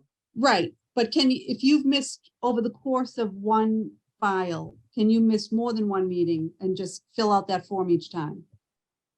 Because it specifies for missing one meeting. So I don't know if that means the form has to be done each time or if you can only miss one meeting. The statute references one meeting, not Right. just the form. So when I look back, Right. it referenced one meeting, but I sent Peter and Teresa. Did you guys get my email today? I did. This matter, and it didn't have to be done for tonight, so I apologize. But so I read one opinion that said, oh God, I don't even remember what it said. It talked about this exact issue and more or less, and I have the two legal experts that will look into this matter for us, lucky for us. It gave me the impression that opinion said that don't take in the event that you have a large project, it seems to me that it could be reasonable if you have multiple meetings that someone may miss more than one. And this is in the opinion, and I don't really know what that means. So Well, it didn't say exactly that. It said if they missed a portion of it or the Hold on, section I'll tell of you it. what It did not say exactly that. I started doing an email response to you, but I didn't finish it, Rebecca. Well, So and then it doesn't- referenced another case too. Yeah. So Yeah. what's Did it the town say? adopt the Teresa, what's it bylaw? say? adopted? I tell you, one sec. What's it say? Hold on. I'm waiting for Teresa to tell me. Oh, wait a minute. What did the Jeffries court that she cites says that something like missing a portion, coming late to the meeting, or missing a meeting that's inconsequential to the overall project shouldn't necessarily mean that you're disqualified. That's what it says. The quote that I gave you says, the opinion states that the Mullen rule should not be carried to extremes. A municipal board must retain some reasonable degree of flexibility in carrying out its duties, especially when the same project or case involves hearings on multiple nights. But then you left out the next sentence of that decision. So that was the only one I cared about, though. I know. You have to read the whole thing. And not only that, those words were dicta, which means they didn't need to say those words in order to reach their conclusion. So it doesn't have any legal precedence. Again, this is way too much. References. What if about that one that it references right after the end of that sentence? CF? It's what? It said I'll let you CF. decide. I'm sorry. Yeah. Again, Yes, that one. Barbara but you know versus what? Blonsky. You know who I think we should ask? I mean, I can give you my opinion, but I haven't yet. But I think Tom Mullen would know really well the Mullen rule. Right. Right, but the bottom line is you have to start signing this. I mean, this could be a problem with bigger filings. If people miss meetings and this form isn't filled out. It could be a problem. I mean, it doesn't mean that people can't participate in the meeting. Correct, They just can't correct. vote. And it's a problem only if we don't have a quorum. So, I mean, But could it be a reason for appeal? If we don't have a quorum, Okay, so if they're disqualified because they haven't completed that, is that what you mean? If they're disqualified from that meeting? right, so therefore they're not eligible to vote. So Right. as long as we have a quorum of people who have been Right. there. Right. But But don't you think to err on the side of caution, be sure that if you missed a meeting, that you complete that form with the town clerk? Yes, I would agree with that. So Paul, that's kind of directed at you. It is. And can I just ask, Sylvana. Welcome back. Hope your vacation was nice. Kind of directed. Well, the Completely question, I directed. guess, is, do I need to go back and listen to the whole transcript? Yes, you do. And where do I get that? Online. It's on Yeah, it's on- the it's on the WCAT website. Good news, Paul. We kept it to an hour, I think both times. Oh, I have my doubts there, Bob. No, really. Really? Yeah, but if you I'm miss just more than lucky one, tonight, huh? Yeah, but if you miss more than one, what does it matter? it doesn't matter. It doesn't matter. Don't bother with. Well, then there's the question. I missed 2 in Right. September, So then it doesn't make it, well, except or in that the question, October, rather. In yeah. October. So I think the answer is you can't vote. I At can't all. vote Okay, on that's that what I because wasn't we're clear before on. you at those 2 meetings, if they were both at both meetings. If there was a substantive discussion at both meetings, I think the answer Well, is, okay, so the real question is around the vote tech. Was that on both meetings? yes. Yes. Then I'm out. You're gonna need the rest of you for all the vote tech decisions. But I do think again, Rebecca, I'll answer, but I think we should chat with Tom Mullen on I this. will. Okay, let me know, because otherwise it's not even worth going back and looking at, listening to the transcripts. Well, you could still be Not only part that, of the but it's discussion. Yeah, you can still. You can still be part of the discussion. Yeah, I can still be part of the discussion. I just simply cannot vote on Right. the Right. Right. vote tech. But That would moving drop us- forward, Drop us to if people 5. can just be, Did you handle Henry Q at both as well? You guys haven't voted on anything yet, have you? No, but Yeah, did okay. you have hearings? he on wasn't Henry at the Q last, at no, both? not No. at the last meeting. I don't think it's been. Only at continued. one. Okay, Correct. then I can deal with that. I think we need to be able to track it somehow, or really keep it top of mind, especially in the summer, especially for large projects, because it could Right. easily I mean, slip. yeah, Right, so on the side of caution, if you miss a meeting, you have to sign the form. You have to go to the town clerk. well, and it isn't swear- gonna work to sign the form for me, having missed. 2 Right, but I special mean, meetings on I the- know, but that's why I'm on the saying vote moving tech. forward. Moving forward, if someone misses a meeting, you have to take that It's in responsibility. Here that, I'm just Did looking the at, town, the question, I noticed in reading the statute that it says the town has to adopt the bylaw. Did the town do that? Implement? The it? commission adopted it. Did it? Okay, fine. it's interesting that this, I'm just reading this Jeffries case. And what's interesting about it is that it was 4-2 against the applicant. So you have you have someone who's gonna appeal. Whereas if you vote 4-2 in favor of the applicant, you're not gonna get an appeal. Nobody's gonna appeal you then. That's I think true. the one that you run the risk on appeal is Henry. But someone could appeal it if you get 10 citizens that want to appeal it. Yeah, I don't know I'm not sure who would appeal that. But that's And who okay. would have? would they No, have- not his, but I mean, there could be cases. Who would have? Oh, who yeah, would- that who definitely would could be. have appeal? I'm just curious. You said 10 citizens. Do you need, who would have? They have to be That's- residents of the town? Yes, Okay, Or in a because butter. Your vernal pool person is from Melrose. All right. right.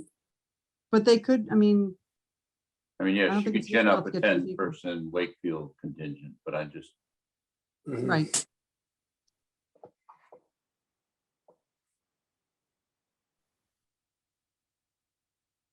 All right, are we okay, pretty clear on that, I guess? yep. Right, clear as mud. So I mean, that would drop us to 5 voting members going forward. For the VOTEC, yeah. Oh, Yeah. one thing, I should tell, I don't know if I've told everyone, but Savannah had to resign for health reasons. Oh, no, I didn't. I Really? was just about to ask. We haven't seen her in a while. Yeah. Not know that. So does that mean can Haley be appointed? Haley's gonna fill out the form, give it to Sherry, and see if we can get her They- on board. They have to advertise and see if they get other applicants. too. Oh, So it right, gets exactly. It gets Yeah, yeah, reviewed yeah. like every other, yeah, Just like when Paul was appointed. Yeah. correct. Right. You can make a recommendation. send that. I Okay. sent that form over to Sherry already, so she has it, and she did say she has to still post it. Oh, that's good. Yeah. Posted it yet? Has it not been posted? No, yet? I think next week. Okay. Did you guys vote? Did I miss this? Did you vote on the BSC stormwater contract? We did not. Because they're getting ready to hopefully issue the check at the same time for that as they did the other one, as they were gonna do the other one. So yeah, get correct. We did not vote on that yet. Good call. Do you have a estimate or a contract? Yes. Yeah. 11,500. Right. I mean, I So sent did you it- talk? Did No, you talk? the Oh, only you didn't have question to I get had- bids for the engineering. That's right. Okay. No, according to that, whatever Tom Mullen sent me, can't remember, what Yeah. it was, Procurement Act, I think it was called. the Yes. Procurement Yep. Act, I which is forgot it was for engineering stormwater. services. Yep, that's correct. All right, Uh, so we do need to make a motion, some needs to make a motion to designate BSC for the stormwater review. Can we do that outside of the public hearing for that project? Why not? Yeah, we're still in a public hearing now, Are we? public meeting, still a public meeting. Did you, everyone read it? No, but does it, but Teresa's question is this connected with the hearing? Does it have to be part of that? Does it have to be part of that hearing? I don't see why I it don't would. know. I don't know, but I don't see what, Sure, either, because we don't typically ask for comments on hiring a consultant. No one Okay. has any, the only thing you can dispute with a consultant is if they don't have the qualifications. Right, that is the only thing, right. There's nothing you can disqualify them on except that. They don't have a choice in anything. Right. No one else has a say, in other words. Correct. Well, we can vote on it now anyways. Can I make a Yes. motion? that We hire, Yes, I am. I put that out there, so go ahead and make the motion. Second, All in favor? Jimmy, yes. Ken, Yes. can Paul vote on this? He should be able to. I think so. Yeah. Just vote on it. Yes. Peter, What are you gonna Yeah. have to take your vote away? Teresa, yes, and I also vote yes. I have a no question offense. though. Did you just read it? Because I had a question about the staffing hours. They were allowing 12 hours and then they added 6 hours for other staff people. I didn't know if the 6 was coming out of the 12 or if it was in addition to the 12. Did you read it? No. Yeah, I read it briefly. I'm looking for Rebecca's email with it. Hold on. Hmm. I can tell you what time I sent it. Is that helpful? I've got the estimate right here. I can share my So screen. when did you send it, Rebecca? I sent it at, 4:47. yeah, Exactly. Yes, On what day? 4:47. That's true. today. Today. Today. I just got it today. You got it just in time. That was crazy how that happened. Yeah, that was crazy. It was perfect. We're lucky. Worked out.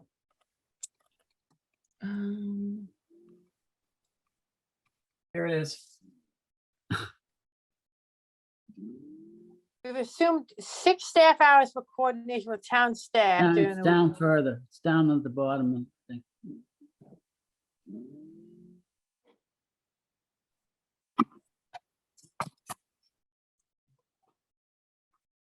Oh, wait a minute. It's in this area, isn't it?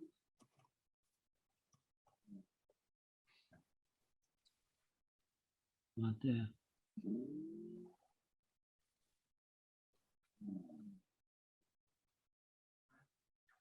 All right, gotta go back up. There we go. It's before that. BSC has assumed a budget of 12 staff hours to conduct the review and prepare a letter report. So it's 12 staff hours to review and prepare the report. And then Mhm. 2 conservation commission, 2, I'm sorry, public hearings and 6 Right. staff hours. So And then we have assumed a total of 6 staff hours for coordination with town staff. So is that separate from the 12? yes, I think so. So it's a total of. it's a total of at 6 least 18 total- hours Total of Plus 2 18 hours. meetings. Total- Plus total of plus 2 eight- meetings. Yeah. so that's built into the quote is that 6 additional hours, right? Yes. Yes, So that's. the yes, 6 hours, it the is. 6 hours. Yeah, would- it is, Jamie. And it says if there's any additional conservation commission meetings besides 2, those hours will be billed. Yeah. Okay.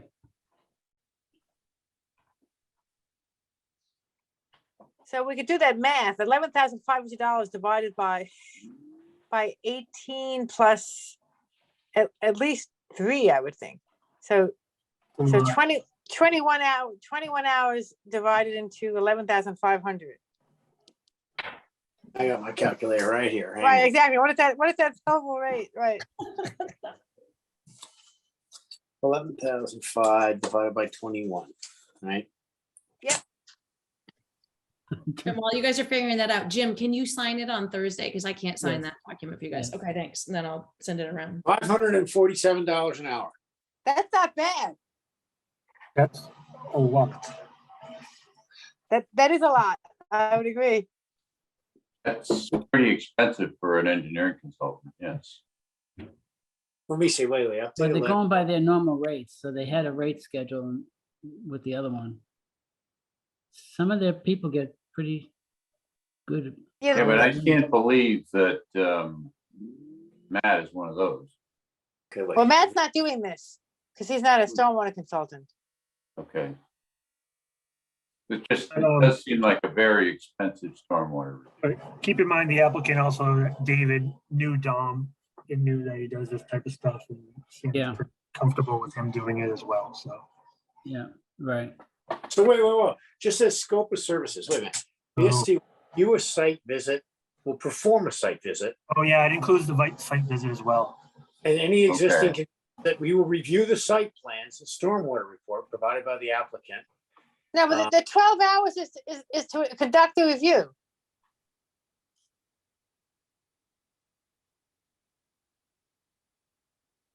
Right, we will review one supplemental package of information provided in response. An updated letter report be prepared based on this review.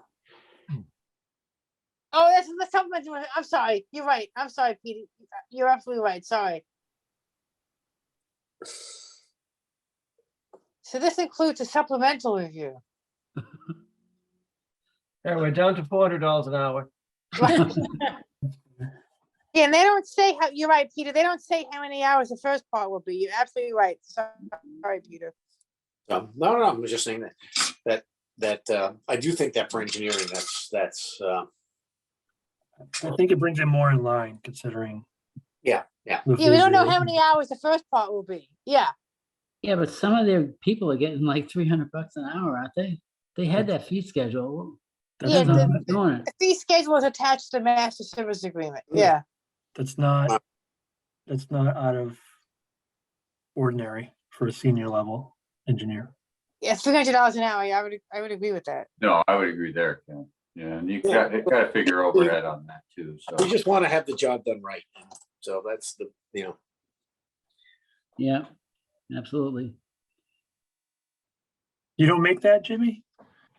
No, I haven't. No.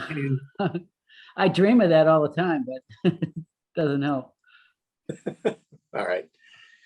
Okay, so we voted this. That's good. We done? Anything else, Rebecca? What, do you want to leave? I'm ready. You want to go home? Whatever Bob tells me.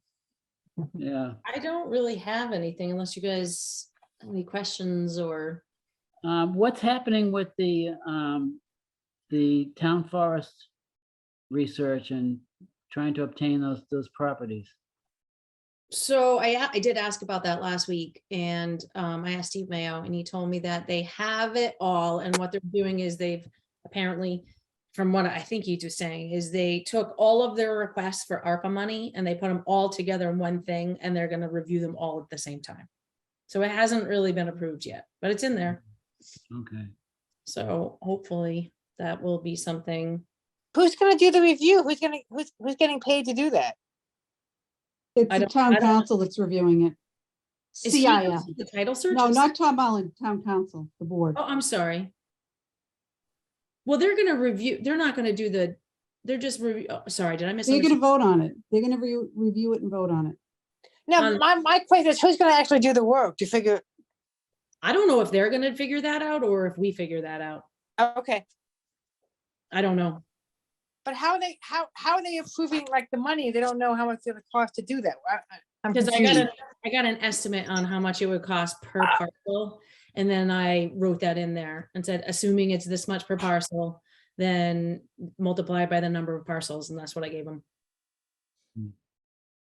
And that's the cost of, That's that's the money Okay. that we asked for them to dedicate to doing title searches for the tax title properties. okay, gotcha, okay, I was just, Yeah. I hope that gets done soon. That'd be great. I don't know how long that process takes either, though.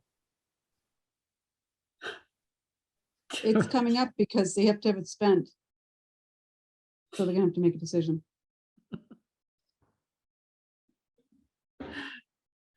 What are you laughing at? He's overtired. Jimmy's very amused. He's uptight. Just look at her and you'll laugh too. Oh, I would agree, Jimmy's, we're all a little punchy now. All right, I bet that, Anything else? Anything else? I moved to, No. Adjourn? Adjourn. That's it, that's the word. I was like, Any- close the public hearing. Is there a second? Second. Any discussion? Hearing none. All in favor? Jimmy, Yes. Ken, Yes. Paul, Yes. Peter, Yes. Teresa. Yes. I also vote to adjourn. Good night, everybody. Thank Night you. all. Hi. Good night. Good night. Good night.